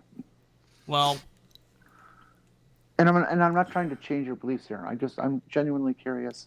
Well, this is when I just say right, epistemology. as in it feels sort of natural to me, like saying me breathing air would feel natural. okay. Then again, that could just be how I was brought up. That's don't know, I what mean, I was I going would to say say. that has a lot to do with it. I mean, I hear people say things like that, and I mean, again, not to sound condescending, I suppose, not to sound insulting, but I'm like, there was a time when it just felt right that the Earth was flat and that the sun was going around it rather than the Earth turning. There's a lot of things that have felt right that have turned out to be complete bunk, and so I think you have to check what you believe to make sure you're really not kidding yourself. Well, Now, yeah, of that's course, the question. Does it matter to you if what you believe is true or not? Now, of course, there's the whole issue regarding things that are very obviously bunk, like the flat Earth. That is very obviously bunk. Now like- it is. Some people will still argue that, though. Yeah, I know. And for me, and part of the issue regarding flat Earth for me isn't just from the whole, oh, if you believe this, then you're believing Satan's lies and all that. It's like, well, then how do you account for the people who are Christians who believe that? And then the person who I was looking at, true Christian, who is one of the many examples of this, is True. then they've also been deceived by Satan. Then they're not true Christians. So he literally no true Scotsman's his own faith. Yeah. Well, I mean, that's the thing, though, is that I can understand, with or without a religious component, I can understand a person who doesn't live in modern times, who lived in like the Bronze Age, who looks around and does not see a curvature to the earth. That's Everything looks pretty flat. I can understand. And, that like they don't know we're standing on a planet. They don't know the planet's rotating. So how could they possibly know that it wasn't the sun that was moving? I can understand why someone would look at that and come to the conclusion that we live on a flat earth and the sun goes around it. They're still wrong. But Their observational science sucked back then. Yeah, exactly. And so, when someone says something feels right, that's the moment where I'm like, okay, but you can't rely on that. I know. True. Yeah, and the interesting thing is that when you really look at your beliefs and such, any of us, I don't know that any of us could truly say, I absolutely know this to be true. I've absolutely proven it.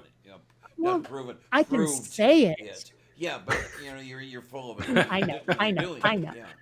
You know what she means. Yeah. I just doing it for laughs. I mean, that's why I always use the expression, well, I know 99.99999% bar sure that without actually hitting 100%.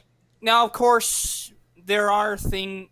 I'm obviously in the whole, since there is science, I'm saying I am open to the possibility of being proven wrong and things of that nature. But when it comes to certain things like vaccines and autism, it's like there is no such thing as absolute certainty. But that's right. I am as certain that vaccine, as one doctor put it, and I am going to take his words because they are, they're pretty similar to how I feel about it. I am as certain that vaccines do not cause autism as I am that if I were to jump off the roof of my building, I would not be able to fly. I usually, the way I like to put it, I'm like, I would take those odds to Vegas. Yeah. All right. Is the way I like to put it. Yeah.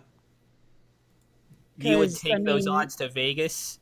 Yeah, as in I'd place a really large bet that this is correct. That the level of certainty I have, while still tentative, is so close to 100% that I'd be willing to stake a lot of money on it.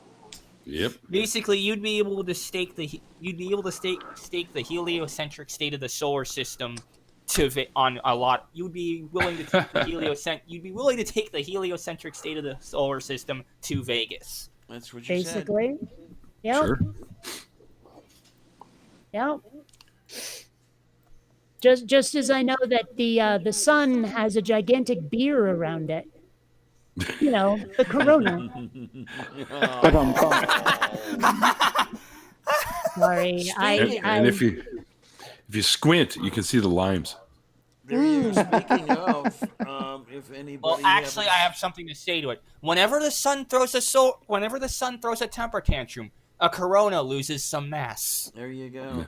And if anybody has the equipment lying around and is interested in stuff like that, let's not forget that Mercury is transiting the sun tomorrow. That's right. So what would we call it? Mercury supports our veterans? Yeah, pretty much. Okay.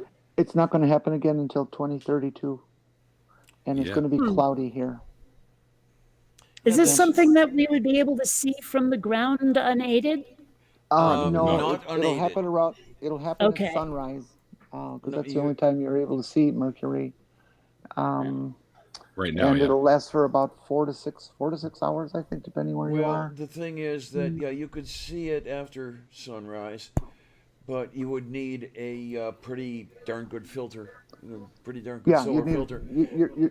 You're going to need a telescope for sure. Yes, and or field glasses would also work. Well, I don't know. Field glasses with a telescope.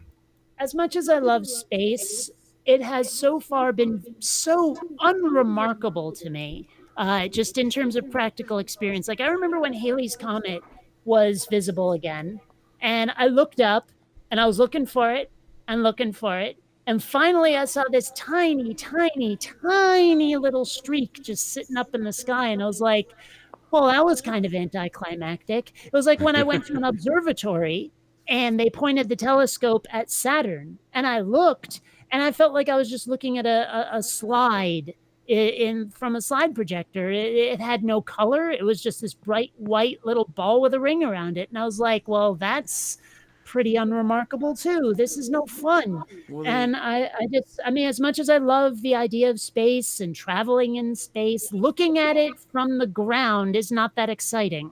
See, well, for the thing me, with when I look through a telescope, especially I can remember the first time so distinctly. I had this cheap little Sears telescope that my parents gave me for Christmas, and I looked at Saturn, and I could see the rings, and it was, for me, looking through the telescope, it was, I was there, I was seeing it, I was there. It wasn't just a thing in a book anymore. I was actually seeing it with my own eyes, and I felt like I was there.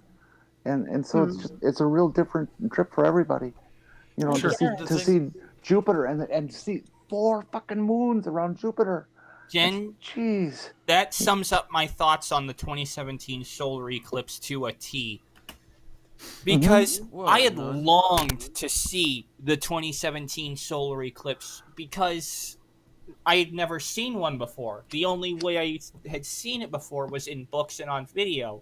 And you know how they always say that the pictures and the videos just don't do it justice? Yep. That's a fucking understatement. Yep. Because I had, up until that point, I had seen simulations of it. So it was like watching it before, but there was something different about it because on a simulation, you knew it was coming. You could see it all happen, but you didn't get every bit of subtlety. It didn't fully ground you in that experience. For me, the moment that was the most profound in watching the eclipse was the moment when you felt the air get cold. Yeah, yeah. Mm-hmm. Hmm. I didn't I mean, I really was feel. just in the wrong place at the wrong time to see it. It was not optimal in any way for where I was. Yeah, you had, if you were in the direct path, you actually felt the sun, the warmth of the sun go away. Yeah, I And it actually was, got to see. I was watching one of the. You know how those there are these giant billboards. I was watching the temperature on that thing drop. oh, that would be fascinating. Yeah. It was like, jeez. And then there was the weird quality. I had transitions lenses at the time of the eclipse, which just, you know how transition lenses work, right? Yep. They color themselves to blot out a decent chunk of the light so you're not getting super major glare. Yep. Well, at a certain point in the eclipse, my transitions lenses were not firing off anymore, but it still felt like they were. So I was taking my glasses off at certain points, looking at them, and seeing they were the same shade as, and seeing that they were as transparent as glass. And it was like, what the hell is going on? There were parts of my shadow that were sharp as all get out, and parts of my shadow that were still fuzzy. And it was just so freaking weird. And I was able to see the temperature drop. None of these things I could get through watching a simulation, looking at a photograph, or watching it on video. None of those effects. And it was at that point that it really started to sink in that this wasn't just a simulation anymore. This wasn't just a photograph or a video that I was watching. This was happening to me and a select amount of other people in the path in real time. Well, And see, what's kind of funny about that whole thing is a simulation of something actually had a very similar effect on me because I've got my virtual reality gear and I use Google Earth VR a lot, which lets you fly around the planet and look at everything. I mean, like I've explored Okinawa, just like virtually, and it has the street view thing, so you can see like not just the 3D rendered version of it. And when I was looking around, and I realized just how small all of us really are. Because, I mean, Tokyo and Hokkaido and all of those, they have a rather large population. And then when you look at how small those cities are compared to Japan, and how small Japan is compared to the rest of the world, and I was just like, whoa, this is like a profound moment of realization of just how little any of us truly matters. And what struck me was not a feeling though of being like, I guess inadequate is the wrong word for it, of I don't know, the way some people feel when they feel insignificant. I was actually, what occurred to me was how disappointed I would be that I wouldn't get to see all of it. That's what I feel when I look at the sky, at the stars. I'm like, I want to go actually to one of those places to physically see it and walk around on it, and I'll never get the chance, and that disappoints me.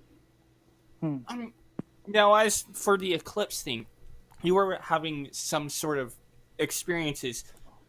You were telling me about that VR thing. Imagine seeing that in VR, and then see that in real life, and the two experiences just don't frickin' compare.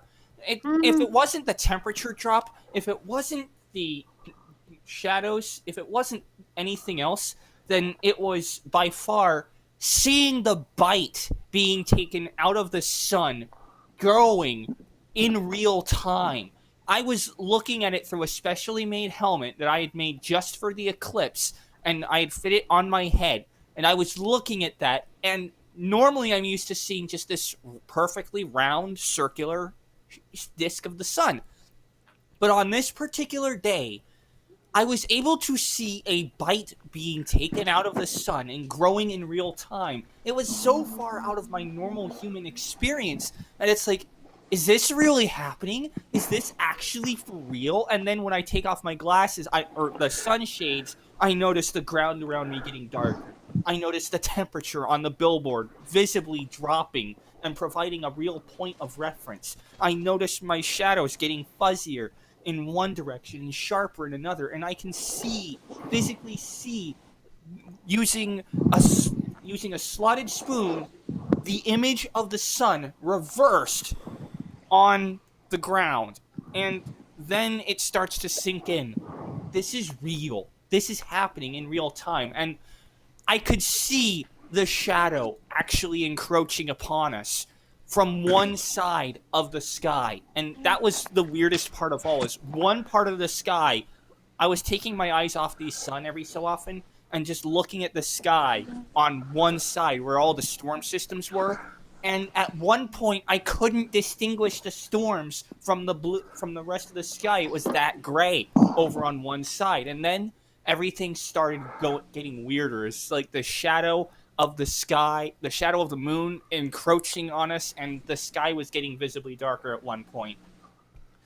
And you know how they tell you all about the 360-degree sunset, the prominences that you may be able to see from the sun, the corona extending in all directions from the black disk of the moon.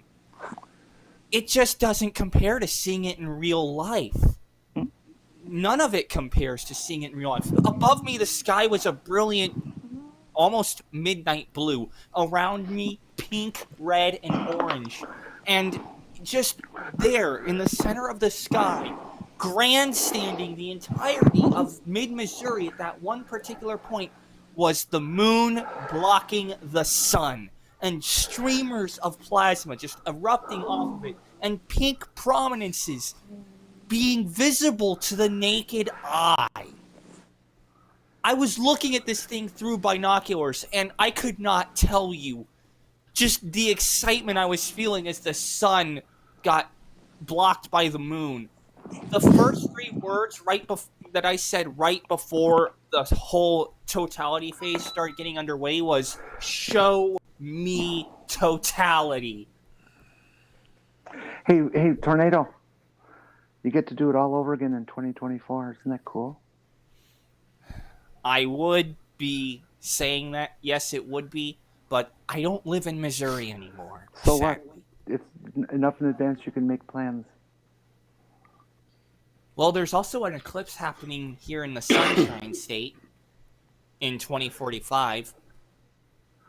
It's really neat. I've spent like a lot like what you were describing. I spent my whole life wanting to experience a total eclipse, and that finally, at my advanced age now, to have seen one and having made plans to go see the next one in the same place I was. That's the most amazing thing. Except this time I'll be smart enough to stay for an extra day, so I don't have to put up with a traffic jam of 1 million people. That was the real ironic thing, was I didn't even leave the state that I was in to see this eclipse. It was just a little bit of cloud. It was just an hour's worth of travel just to simply to dodge a little bit of clouds, and then the clouds just stayed away. Mom Nato was even able to see the eclipse from the place she was in. So I got to see it just before she got to see it just before I did, and let me tell you, there's just nothing like it. It feels different than it's like 1:15 in the afternoon, and yet it feels like it's sunset. It feels so different because you normally associate 1:15 p.m. with broad frickin' daylight, and on that one particular day for 2 minutes and 40 seconds, it was not broad daylight. It felt like actual sunset. This really affected you quite profoundly, didn't it? Hell yeah! I spent 5 years of my life preparing for this. And all of that was just thrown out the window when I saw the eclipse in front of me live. I was preparing myself mentally for what I might see, but it didn't compare one iota to what actually happened. The one disappointment I had about it was that it didn't get as dark as I had seen in film and video of eclipses. But then I, of course, realized because film and video doesn't have the same dynamic resolution or density dynamic resolution as the eye does. And so if things look darker than they really are. My whole thing was I was looking around me, the 360-degree sunset I had only heard about. Yeah, that's pretty weird. Yeah, it's just nothing compares. And now that song's in my head. Thank you so much. Sorry. Oh, I am so sorry. I hate that song with a passion, but yeah, anyway. I agree with you on that. I am so sorry. Anyway, I am thinking very seriously about food. Me too. Yeah, come to think of it, so am I.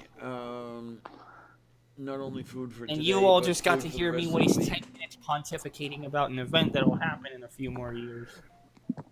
No, it's actually really fun to hear you talk about it, because it takes me back to my first exposure to the universe and that's only about 4 years out. So and realizing my insignificance.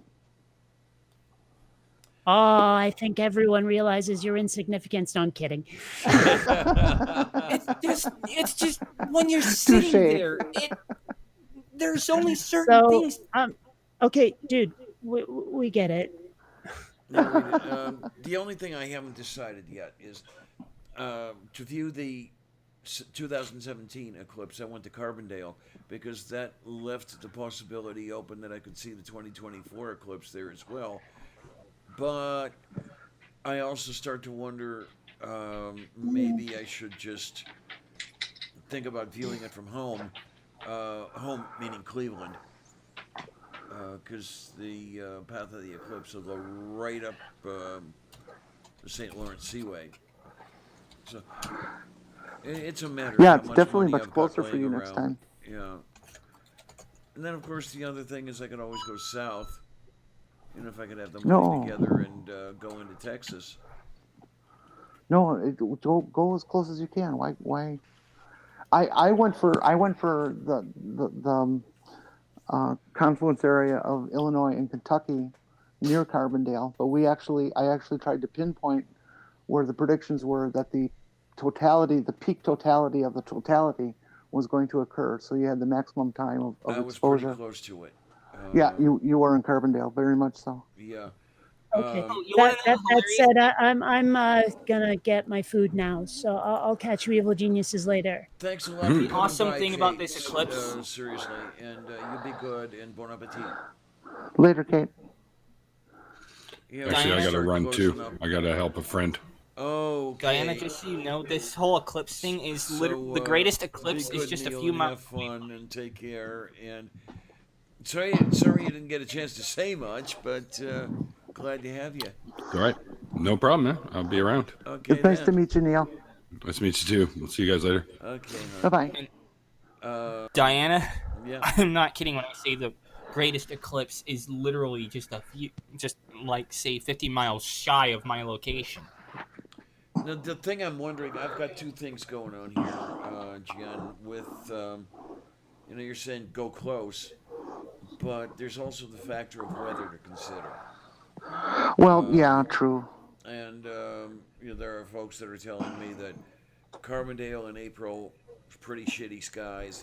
I know Cleveland in April, pretty shitty.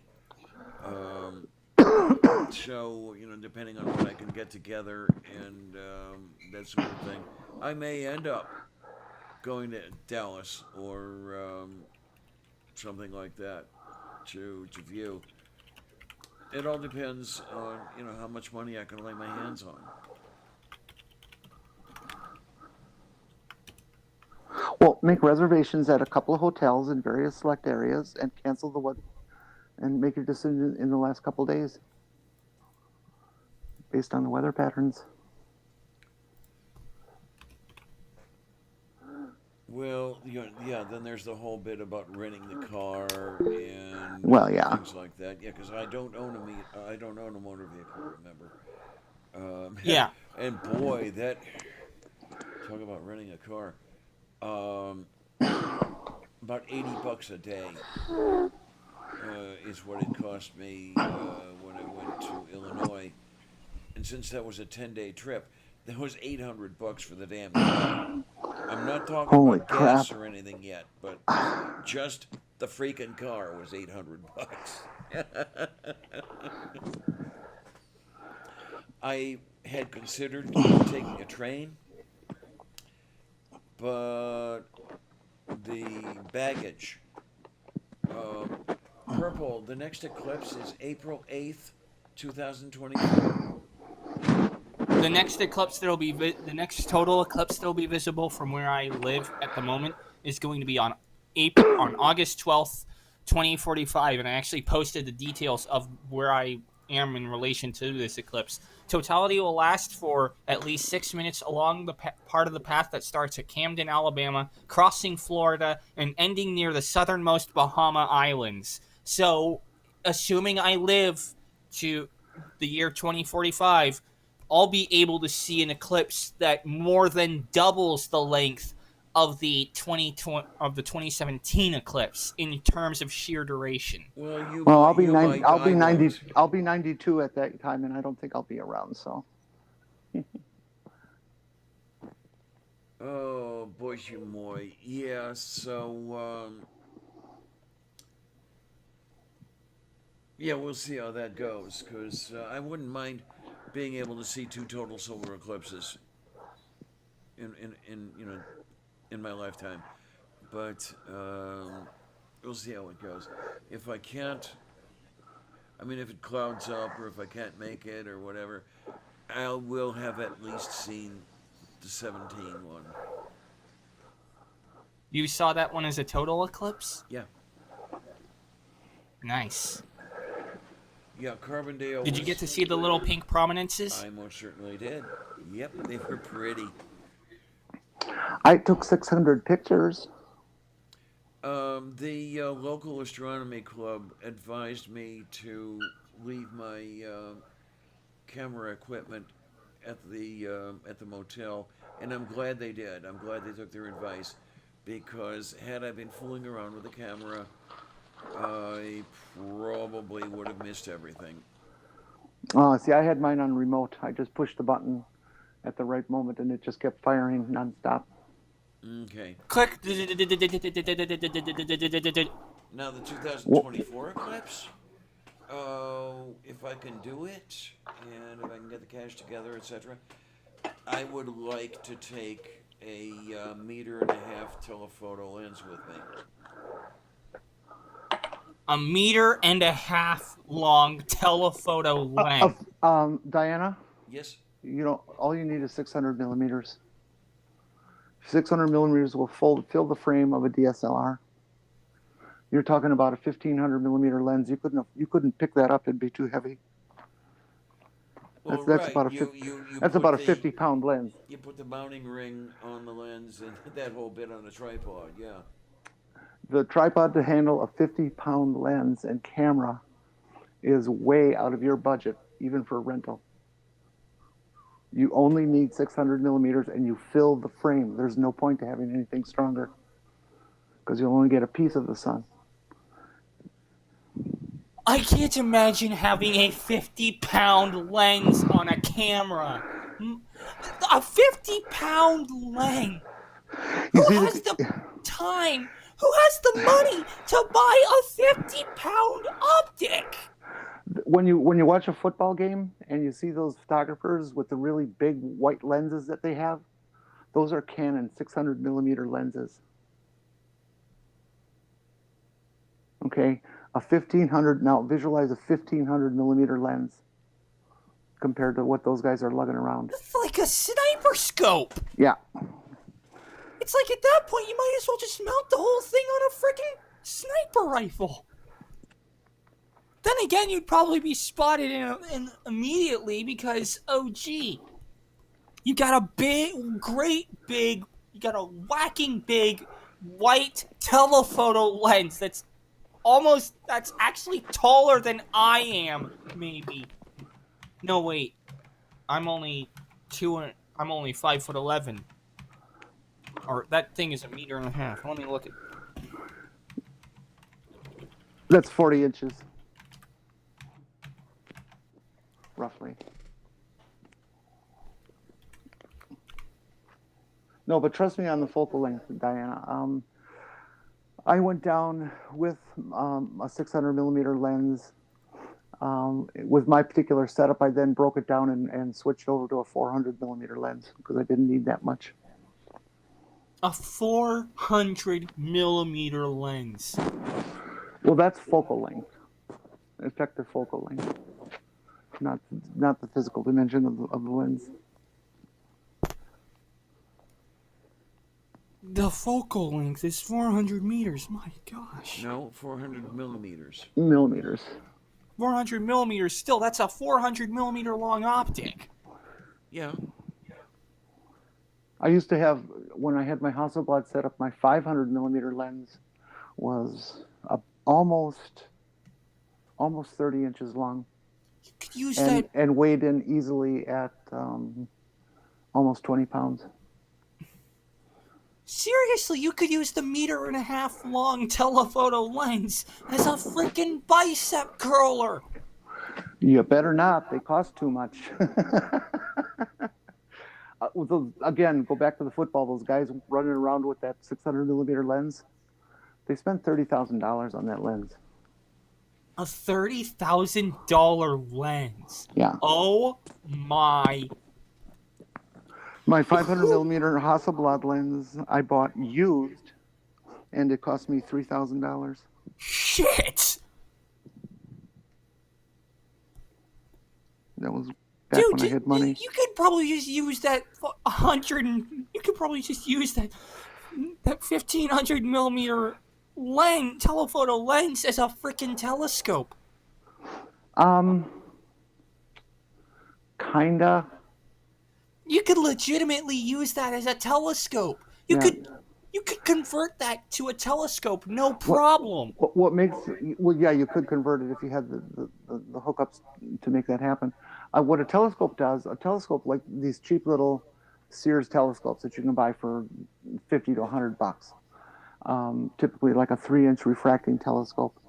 Those have a equivalent 35 millimeter focal length of somewhere around 800,000, 1,200 millimeters, something like that. But what makes them better than a camera for actually looking out into space is that the objective lens that you put in is a magnifier in itself. And so it takes whatever that telescope sees and it looks at just a portion of that available light. And so you can then look at things like the Orion Nebula or Saturn or Jupiter and see them much closer than you I could really with want a camera of the same Dobsonian focal lens. length. I want a Dobsonian telescope. I want a frickin' light bucket. Build one. Dobsonians are nice. There's no two ways about that. It's a good starter setup. You want Yeah, at least, sadly, the only thing I have is a refracting telescope, which means I can't really see the Orion Nebula that well. well, that's mostly filtration. Investigate filter types for nebula viewing, and you'll improve that situation, whatever you're using. And if you're going to go for a Dob, you're going to want at least an 8-inch Dobsonian. And you can pick up an 8-inch Dobsonian like an old Bushnell used for, God, I've seen them for $300, $400, $500. Not unless Mom gets those caregiver subsidies. Well, yeah. Or you could go out and get a job.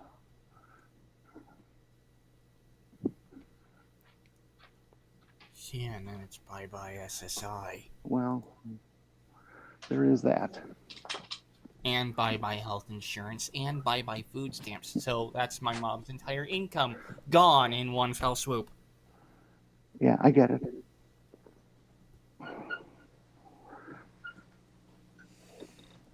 Okay, then. But if I remember correctly, I'm thinking I was hearing a lot of people saying a lot of things about a lot of food. Is this not true? Yes, I'm going to see if I can parlay my mother into making that DiGiorno pizza with cheese-stuffed crust. I'll be doing bologna sandwiches and ramen noodles, so. Because we've got 6 watching right now, and I'm guessing that 3 of those 6 are us. Actually, no, I don't have the feed open. Oh, okay. Yeah, we got Purple, we got Tria. Well, there could be a couple silent partners out there, but, that's beside the point. But, yeah, okay, why don't we just think about getting some lunch and dinner and breakfast and stuff like that, and I'm going to thank everybody for coming by. I really am. Will do, Diana. I want to thank everybody, who was here and everybody who was not here. I'll ask folks to, spread the word and tell a friend about Coffee with Lavender, and maybe that friend will tell another friend, and that's a hair care product commercial, but that's beside the point. Really and truly, kids, thanks a lot for coming by, and okay, thanks a lot, troops. See you on the other side.